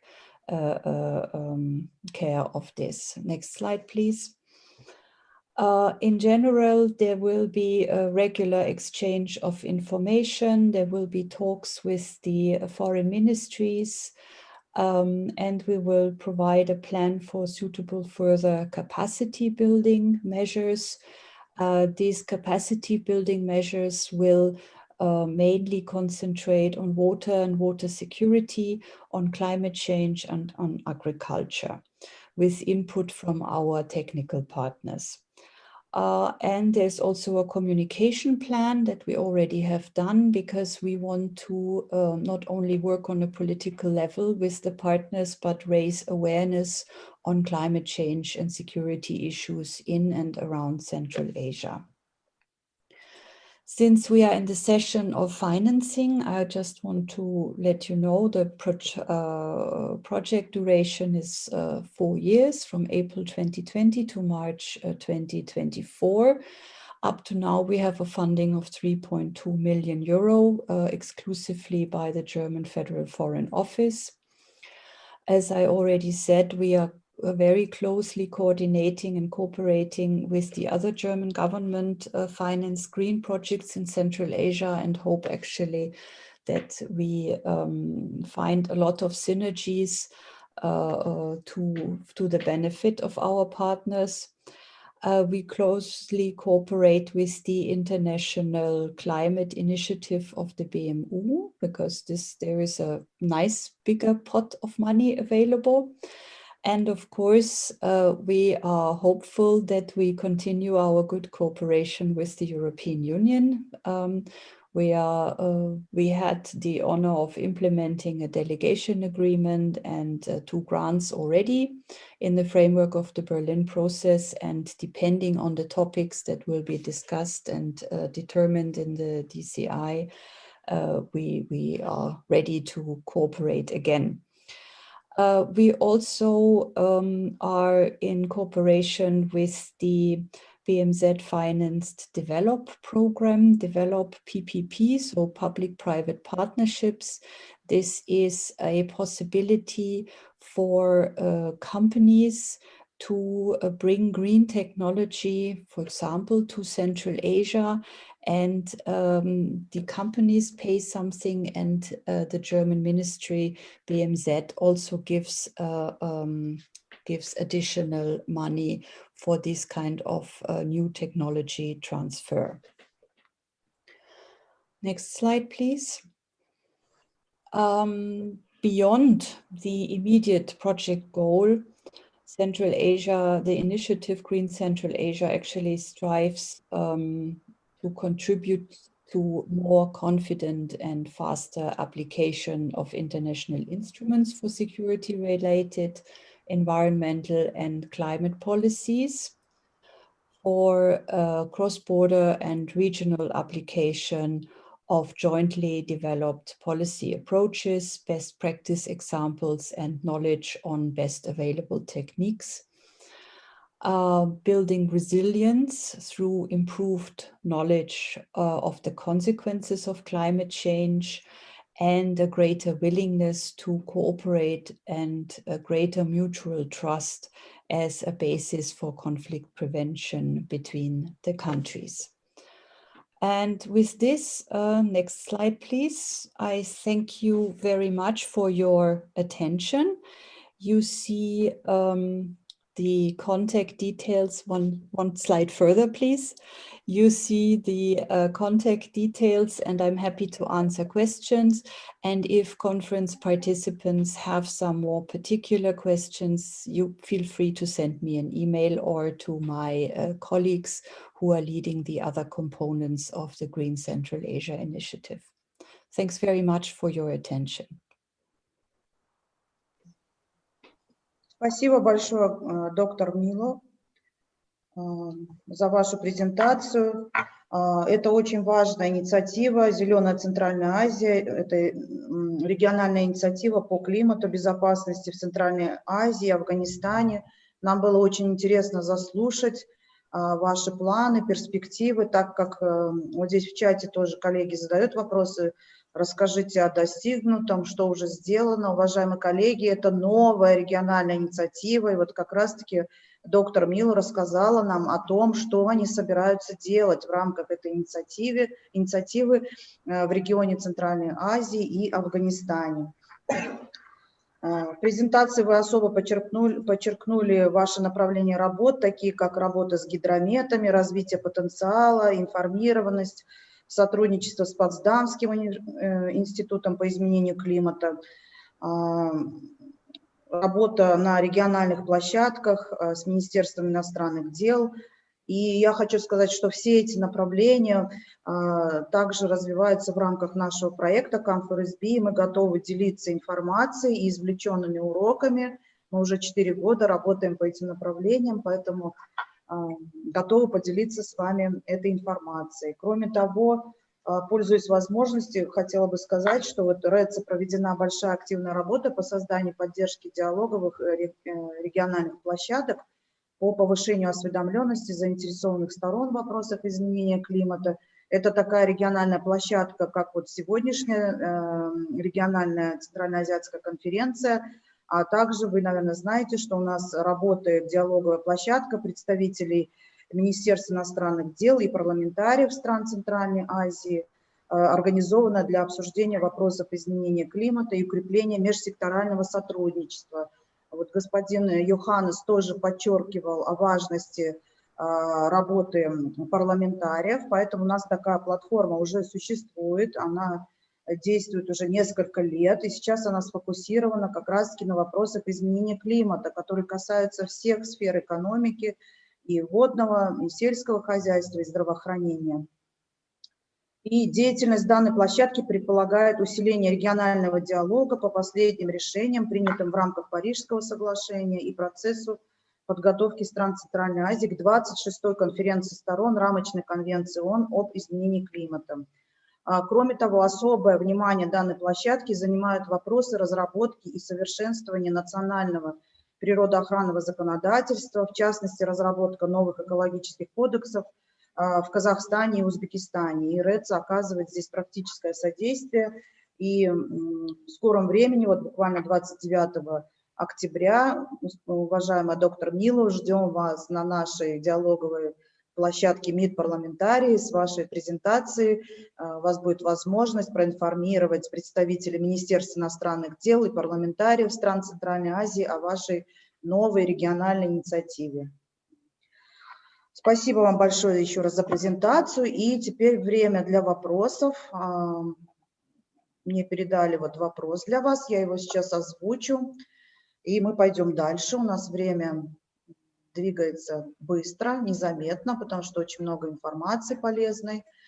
И все презентации очень информативно насыщены. У нас такой вопрос к вам, госпожа Мила. Какие инструменты и методы предусмотрены для регионального сотрудничества? Вот, например, региональные исследования, ежегодные конференции и так далее. Будут ли у вас, вот, кроме специфических площадок, какие-то более расширенные региональные площадки, конференции, где мы тоже можем собираться, делиться мнениями, опытом и распространением информации?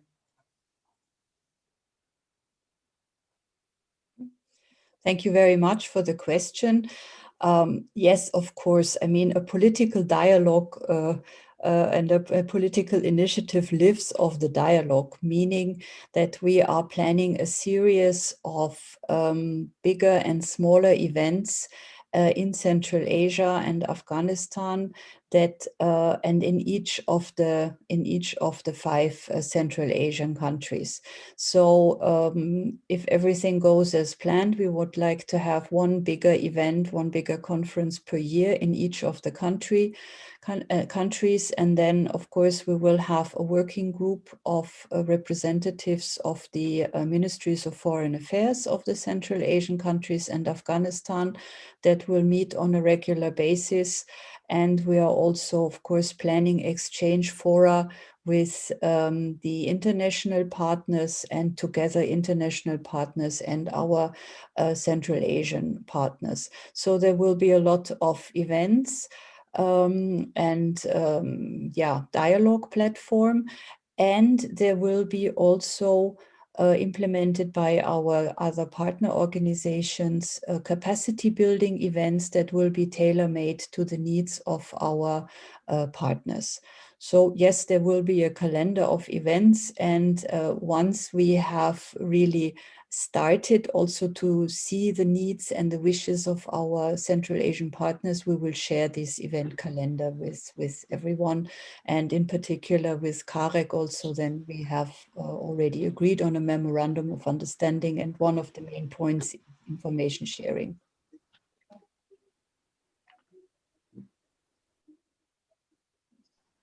Спасибо большое, госпожа Мила. Очень приятно слышать, что вы будете проводить мероприятия вот в каждой стране региона Центральной Азии.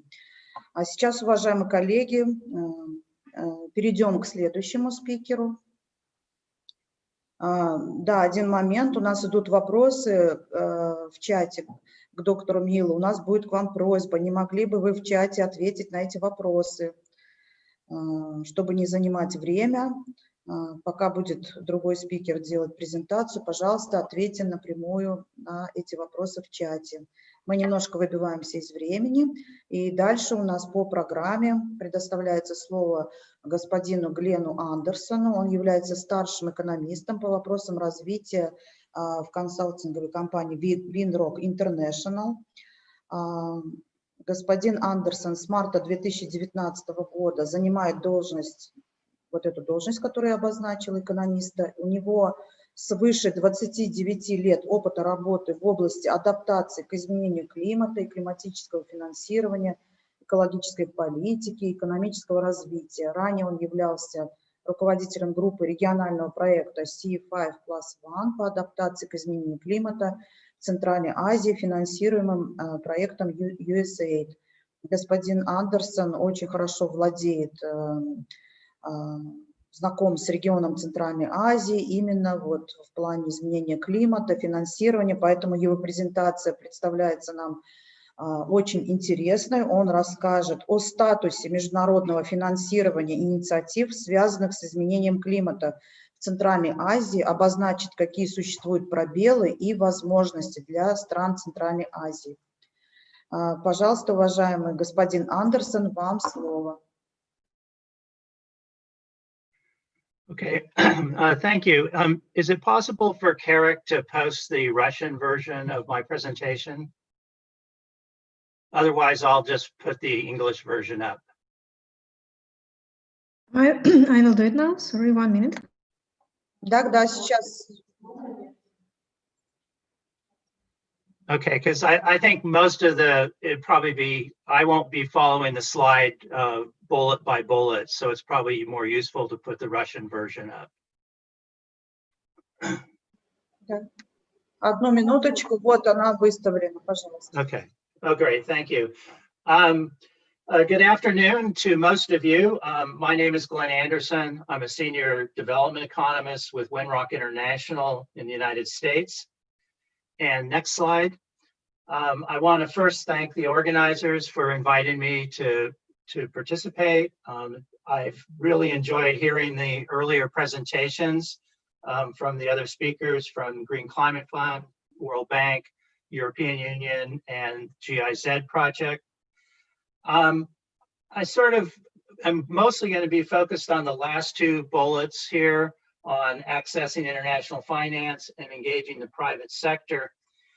In a sense, my presentation is sort of a bridge between today's presentations, looking at international finance specifically, and tomorrow's discussion of what the individual countries are doing in terms of national financing and their strategies to access international financing. Next slide. I'd like to just sort of talk a little bit about global climate finance to provide some perspective. One thing that's important to point out is that 95% of global climate finance is for mitigation. And at this point, only 5% is for adaptation. The other thing that's interesting is we're talking about international funds today, but in fact, in the realm of global climate finance, over half of the funding is from the private sector. And almost all of that private sector funding is focused on mitigation. And you might notice the 55 billion number there that's in blue. That's household financing, and it's actually the fourth largest source of climate finance for investments focused on electric vehicle purchases and expenditures on solar power and hot water systems. Next slide. When we look at the different methods that are used for financing, the two most important methods are actually commercial credit and debt and equity financing from the private sector. The third category here, low-cost project debt, refers to loans that are have lower costs than commercial credit. And this is because donors, development banks, or even national governments have subsidized the cost of credit in terms of providing lower interest rates or longer grace periods before borrowers have to start repaying the loans. The last category there, grants, are mainly provided for studies, development of strategies and plans, technical assistance and capacity building, and occasionally for demonstration projects. A lot of the reporting on the UN Framework Convention on Climate Change has been financed through the Global Environment Facility in terms of grants. Next slide. I mostly work on adaptation, and as mentioned earlier, the financing for adaptation is significantly less than for mitigation.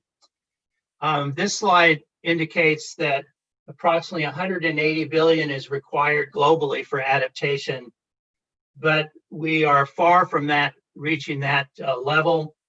The countries indicated that they needed about 50 billion in their nationally determined contributions.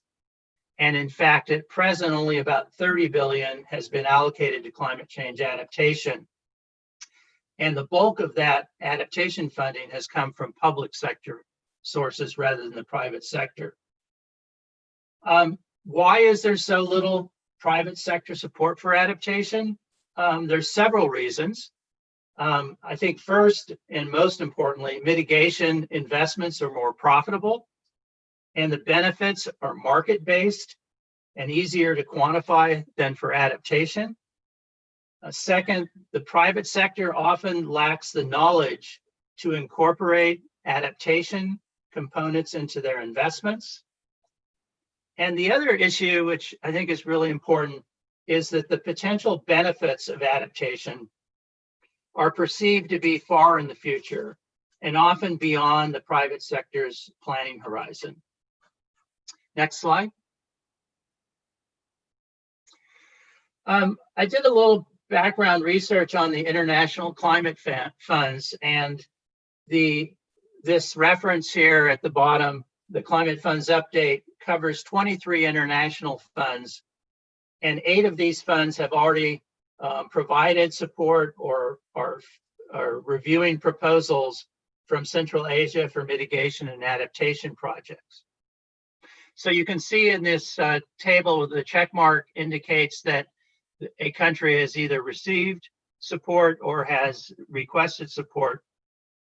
And the last column here is regional and global projects. Central Asia countries have been particularly active in participating in global projects where there's some funding comes to Central Asian countries as well as to other regions. Next slide. I'm not going to talk about the Green Climate Fund. The presenter earlier, I think, provided a good overview of green climate funding, Green Climate Fund support for Central Asia. So I want to just take a little bit of time to talk about some of the other international funds that support climate finance in Central Asia. The Global Environment Facility is one that has been very popular in Central Asia, with more than 120 individual grants and funding for 115 regional and global grants. So this has been, since the 1990s, the major source of international finance in terms of the number of projects and in terms of grant funding. The additionality requirement is an important one that we see in international funds. It basically means that the fund, in this case, the Global Environment Facility, will only support environmental or climate components that are additional to the development project components that are funded from other sources. So often, to access the international funds, there has to be co-financing or an additional project or another way to support the other activities that will not be funded by the international fund. Next slide. A second international fund is the Adaptation Fund, which has provided about 745 million in grants for adaptation projects since 2001. The adaptation portfolio focuses largely on water, land management, agriculture, health, infrastructure, ecosystems. In fact, all of the areas pretty much that the Green Climate Fund also supports. It also is support for monitoring and forecasting, early warning systems, and for institutional capacity building. The central countries have had some success in applying for adaptation funding, and there is currently a regional adaptation fund project under review, focused on dealing with glacial lake outburst floods in Kazakhstan, Kyrgyzstan, Tajikistan, and Uzbekistan. Next slide. A third fund is the Special Climate Change Fund. It was basically is supported by voluntary contributions, and 354 million has been raised, and there's currently a balance of about 74 million. There are two funding windows. One is adaptation, and the second is transfer of technology. The fund only provides grants, and it provides support for energy, transport, industry, agriculture, forestry, and waste management.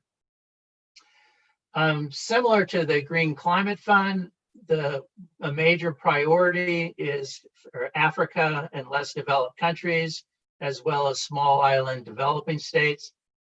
However, the Special Climate Change Fund does have an emphasis on vulnerable non-Annex I countries who have not previously had access to this particular fund. So even though the priorities are elsewhere, all Central Asia countries are invited to submit applications to the Special Climate Change Fund. Next slide. I want to talk a little bit about accessing international financing. The survey that Carrick put up when we were doing our exercise about a half hour ago is kind of interesting because people were looking at what are the major challenges to accessing international financing. We can say that the process is time consuming. It often requires a very detailed proposal. And in many cases, this is actually the second step in a process that begins with the development of a concept note and an invitation to develop a more detailed proposal. Central Asia countries are encouraged to carefully review application procedures, fund priorities, to understand the typical levels of support provided by the funds, the type of support, and the co-financing requirements. And co-financing, as you saw in terms of both the European Union and in terms of the Green Climate Fund, they look at significant amount of leveraging. So the Green Climate Fund, the co-financing for Green Climate Fund exceeds what's provided by the Green Climate Fund. And this is also a goal of the European Union in terms of their funding programs. The other thing to keep in mind is it's important to do research on these funding options and to think strategically in selecting the best fit for your project. And I'll come back to this issue a little bit later. Next slide. So the first four bullets on this slide, to me, represent best practices in making proposals to international funds more attractive. There's a lot of competition. 140 countries are competing for green climate funding and a similar number for adaptation fund and the Global Environment Facility. What I've learned is, that each of these four issues have to be addressed effectively in proposals. Understand the fund criteria, match your project to national development and climate strategies and priorities. I think that funds are interested in innovative approaches, and they are looking for best practices with the potential to be scaled up to the country level if they're done as a pilot. One of the weakest components of proposals historically has been that they do not include actions to sustain the technical assistance or capacity building activities once the project is ended. I've been working on international development for almost 30 years, And whenever a project ends, there's very seldom do we see any kind of follow through or replacement of the institutional capacity that was provided by that project for technical assistance and training. And I think this is one of the major challenges that Central Asia faces. The last bullet is my plea to countries to think outside the climate box. And by that, I mean to think beyond the climate finance funds or climate funds. And in particular, I think it's important to look at, apart from the international funds, to look at official development assistance, or ODA. Next slide. This slide the data is a little bit old, but we can see that Central Asia works with a large number of bilateral and multilateral donor partners. And these sources of international financing provide an opportunity for Central Asia countries to address climate concerns while accessing support for development, for infrastructure investments and other types of assistance. And I thought the European Union presentation was quite interesting because it demonstrated a large number of development programs. And I think the real challenge for Central Asia and their development partners is to make sure that as development assistance is designed and implemented, to make sure that it's consistent with goals to address climate issues. And in particular, look at how can investments be climate proof.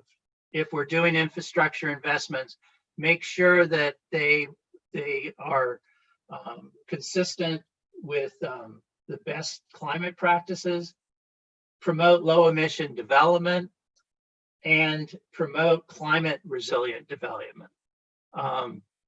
One of the issues that I think is really important as we look at the pandemic is that when we first look at the pandemic, we view it as a public health crisis and a public health issue. And similarly, when we look at climate change, we look at it as an environmental issue, a climate issue. But ultimately, both of these are development issues.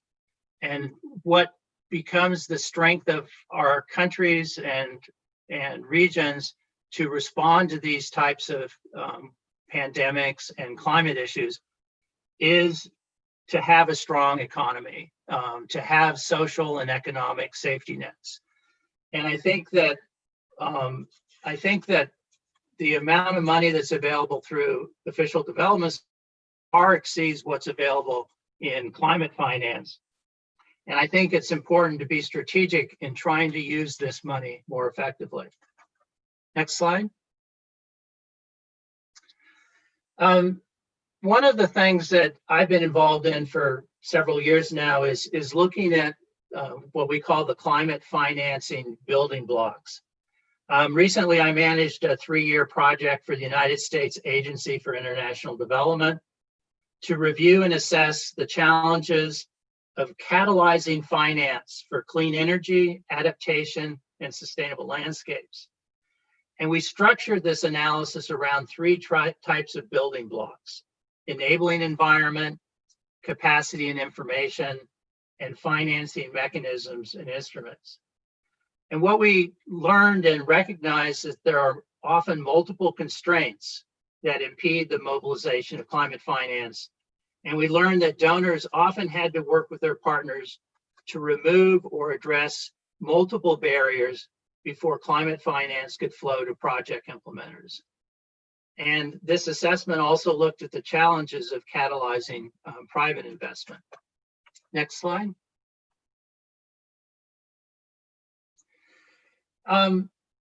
During the period 2017 to 2019, I led a project called C5+1, and it had a focus on adaptation financing. And we conducted a series of exercises with the Central Asia countries to assess the financing building blocks for climate adaptation. And one of the slides that's in my slide deck, slide 19, provides a summary of the results of that exercise for forestry and biodiversity in the Kyrgyz Republic in 2019. So on this slide are some of what I consider to be some of the major challenges in Central Asia to facilitate financing in terms of enabling environment, creating legal structures to allow for public-private partnerships. In other developing countries, in other regions, the private sector has been a very active participant in funding infrastructure. I think it's important to mainstream climate issues into national strategies, and I know that all of the Central Asian countries are trying to do that, and that is to be commended.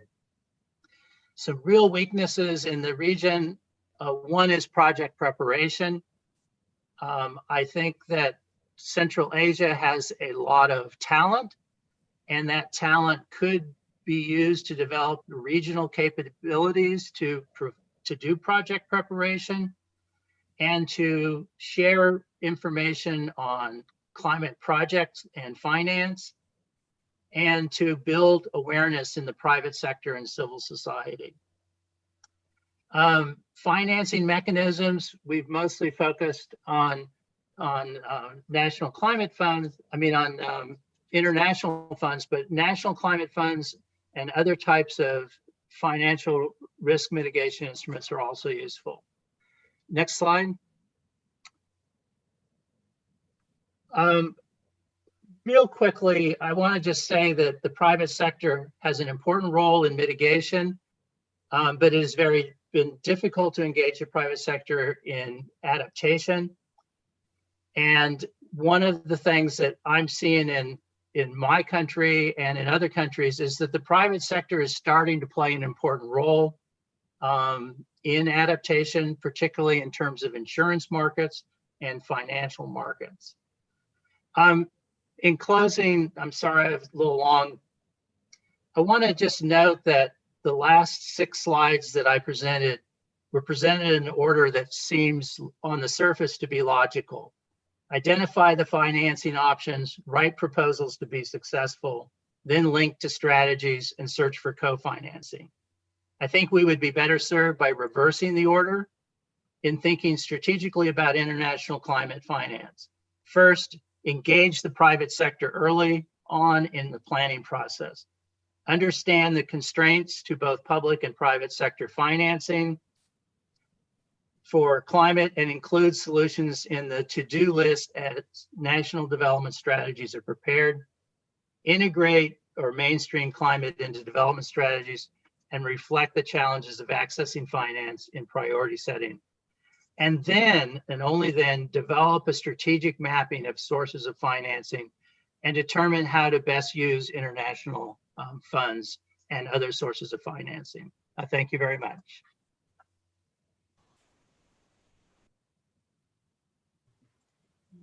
Спасибо большое, господин Андерсон. У вас была очень содержательная презентация. Мы вам очень признательны за нее, потому что у вас очень много содержательной и аналитической информации.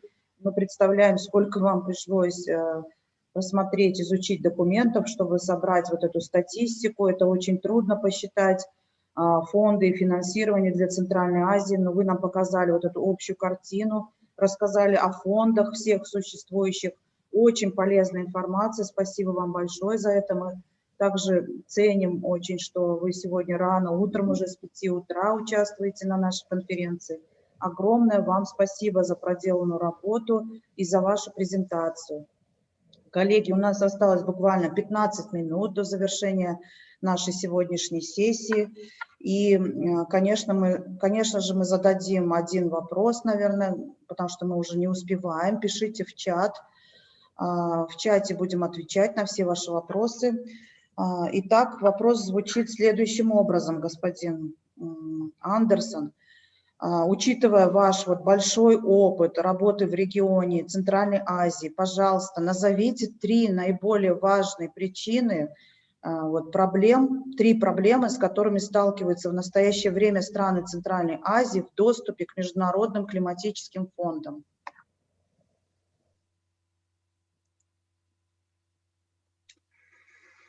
Oh, okay, I'll try.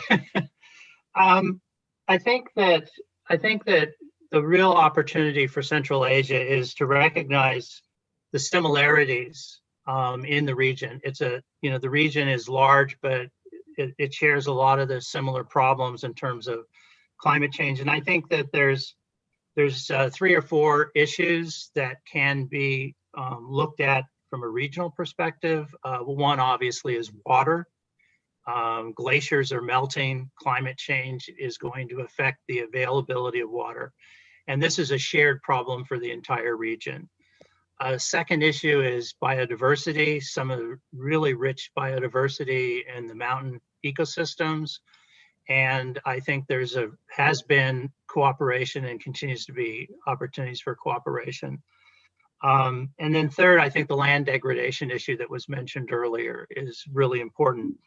I think that Central Asia needs to build more capacity for developing good projects. I think there's opportunities for regional projects, and I think there's opportunities to work together to develop proposals, even when they're on a national level, to share ideas, to share innovations among their partners. Possibly an organization like CARIC could play an important role in trying to fill that gap, because ministries of environment don't write proposals. Proposals are often written by international organizations like UNDP or the World Bank or Asian Development Bank or GIZ. So I think there needs to be more ownership of the proposal writing process and the investment program in Central Asia.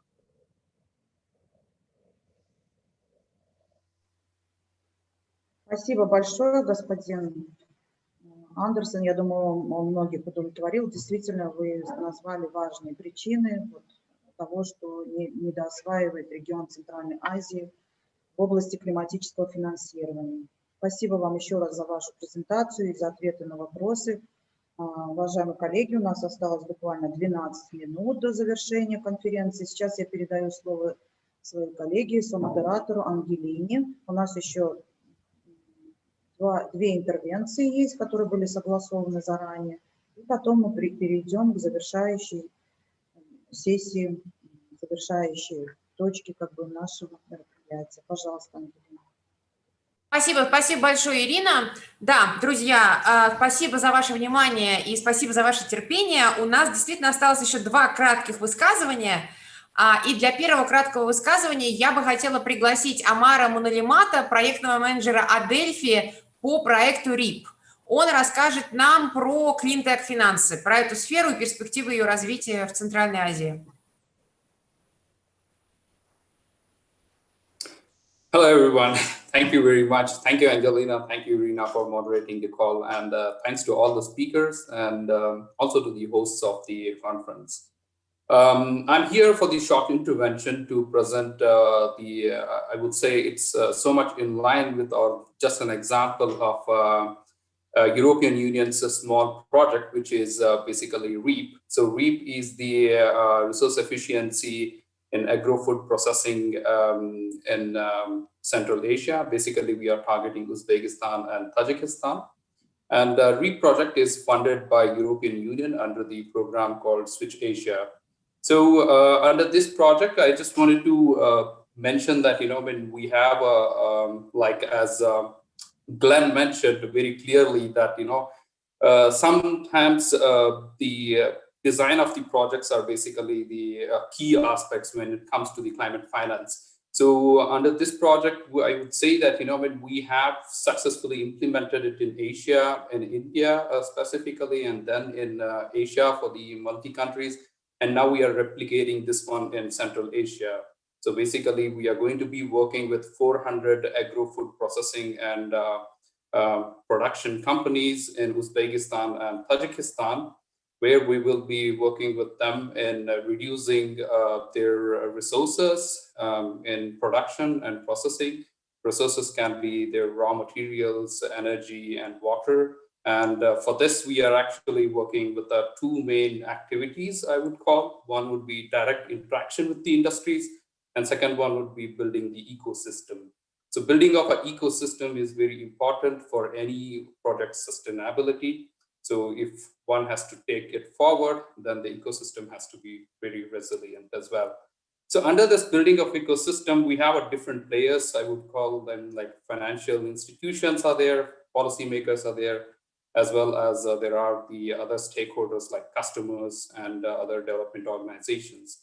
So to come to the point under this project, in line with the present speaking slot, we are actually going to be working with some of the financial institutions to coming up with the clean tech finance related products. So basically how the financial institutions, whether it would be public financial institutions or the private financial institutions, we would be training them in terms of coming up with the resilient and a very efficient financial products to utilize the funds given by the grant organizations and how they can be efficiently deliver them to the different SMEs. And under this project, we are also aiming that we would be providing at least 30% of our industries in supporting access to finance. So that is nothing but we are not going to be working only with the financial institutions over there. We are also going to be working with the industries and supporting them in collaborating with the financial institutions as well. Yeah, I have been given 3 minutes of a slot, and as my colleague Valeria has already mentioned in the chat window, the website of our project. And if you want to collaborate with us, if you want to, if you are a financial institution or if you have an association with the food and agri industries, then please feel free to write us, and we can explore some of the aspects or some of the elements how we can collaborate together. Thank you very much. Спасибо большое. Благодарю вас за выступление. Также очень краткое выступление.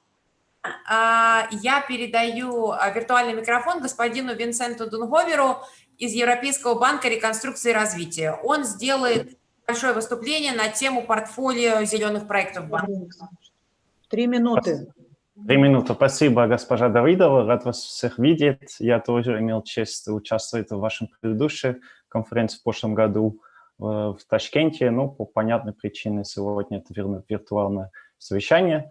Была очень интересная дискуссия. Я бы хотел сделать пару замечаний по поводу вопроса финансирования зеленых проектов. Мы, как банк Европейский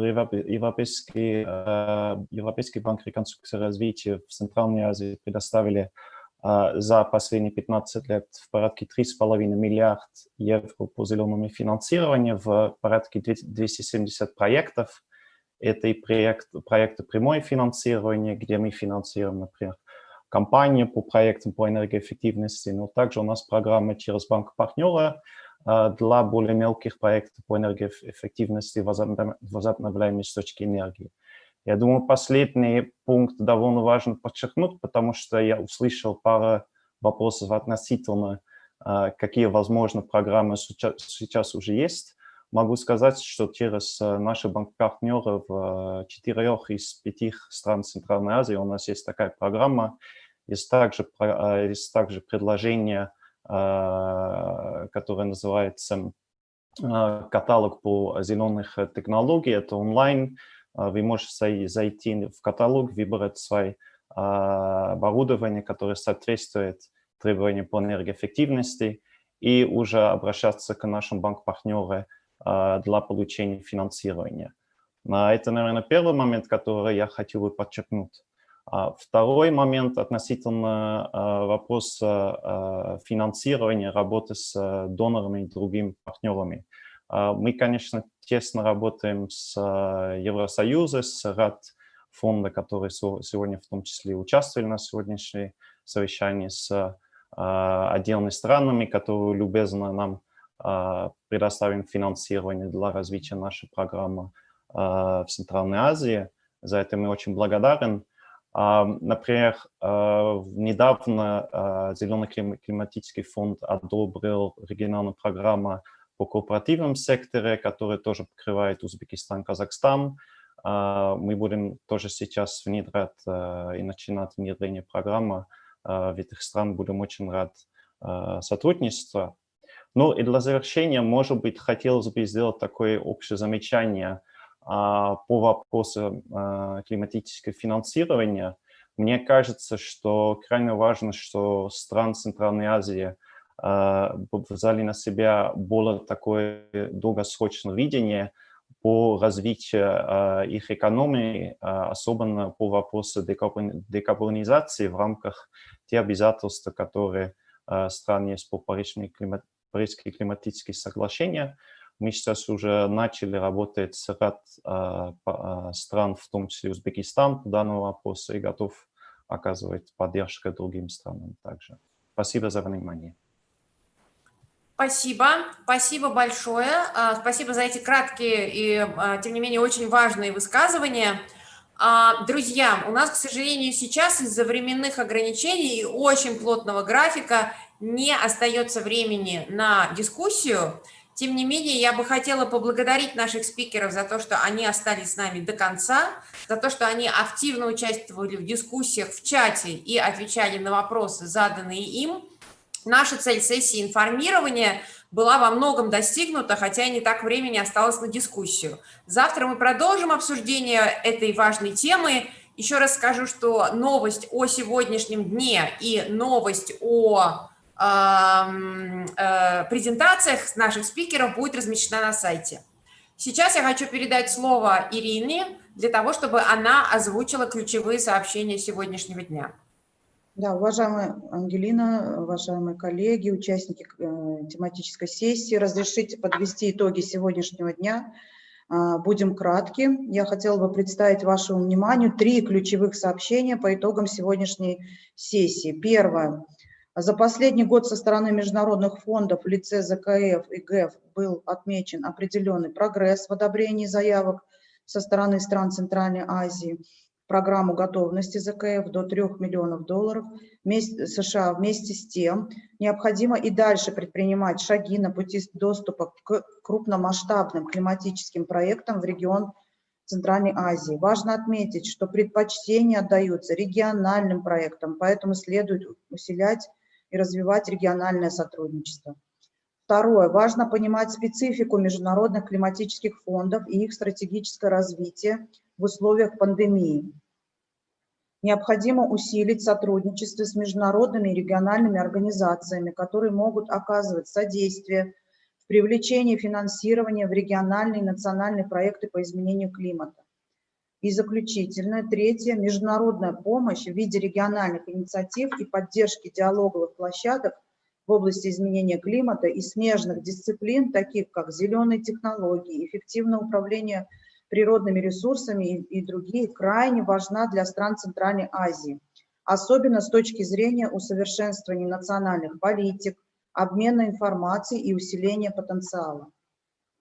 Уважаемые коллеги, хотел бы напомнить, что итоги каждого дня, каждой тематической сессии будут инкорпорированы в один общий итоговый документ, который отметит прогресс, а также заложит основы для формирования общего регионального видения стран Центральной Азии в области изменения климата в условиях новых реалий. И этот документ итоговый будет направлен всем странам Центральной Азии, нашим международным партнерам и участникам конференции.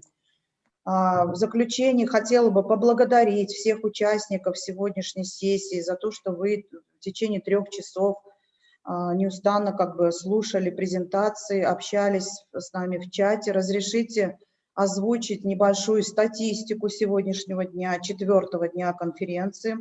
У нас сегодня приняло участие 122 участника, было сделано 5 презентаций. Больше 1 часа ушло на дискуссию и ответы на вопросы, во время которых было задано почти более 20 вопросов от участников. На 14 вопросов были получены ответы от спикеров. Уважаемые коллеги, друзья, приглашаем всех участников сегодняшней сессии на завтра. Это будет самый интересный день, где будут подведены итоги, определены дальнейшие шаги, и состоится закрытие конференции. И хотела бы, конечно же, в заключении поблагодарить команду проекта ComForSB, модераторов Ангелину и Алену, IT-поддержку и переводчиков за слаженную работу по организации сегодняшнего дня сессии. Мы закончили ровно в 18:00, и сейчас буквально на 3 минуты я даю слово Ангелине, чтобы она сделала объявление по техническим вопросам завтрашнего дня. Всем большое, огромное спасибо за ваше участие и вклад в содержание данной конференции. Спасибо большое, спасибо большое, Ирина. Друзья, мне кажется, у нас с вами получился замечательный день активной работы. Мы очень много услышали выступлений, Ирина уже озвучила статистику. Для меня также было отдельно радостно, насколько активно сегодня все участники общались друг с другом в чате. Мы видели, как наши замечательные эксперты, выступающие, отвечали на ваши вопросы в чате, как вы сами инициировали дискуссии в чате, и это действительно было активное, полезное и очень эффективное общение. Спасибо вам за это, спасибо за вашу активность. Друзья, как мы еще раз повторяем, действительно все материалы будут размещены на сайте, все презентации появятся на сайте. Завтра мы с вами встречаемся вновь. Сейчас на слайде, который представлен на экране, вы видите время по разным городам и странам. Мы очень надеемся, что вы завтра к нам опять присоединитесь. У нас будет последний финальный день работы, опять-таки с очень плотной программой. Но, тем не менее, будет грустно расставаться с вами, уже могу так сказать, но надеюсь на то, что и последний день нашей работы окажется крайне успешным. Сейчас хочу пожелать вам хорошего вечера и попросить вас написать в чате отзывы о сегодняшнем дне. Что было наиболее полезным, что было наиболее интересным, как вы дальше собираетесь использовать это в вашей работе. Спасибо большое, ждем отзывов в чате. Всем хорошего вечера и до завтра. Ангелина, фотографирование. Ангелина. Фотографирование было в начале сессии. Я был занят на другой конференции, извините. Завтра приходите, сфотографируем обязательно. Да. Спасибо.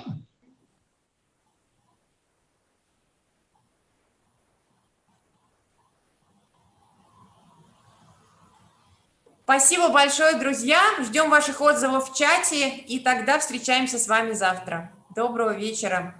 Хорошего вам отдыха. Спасибо.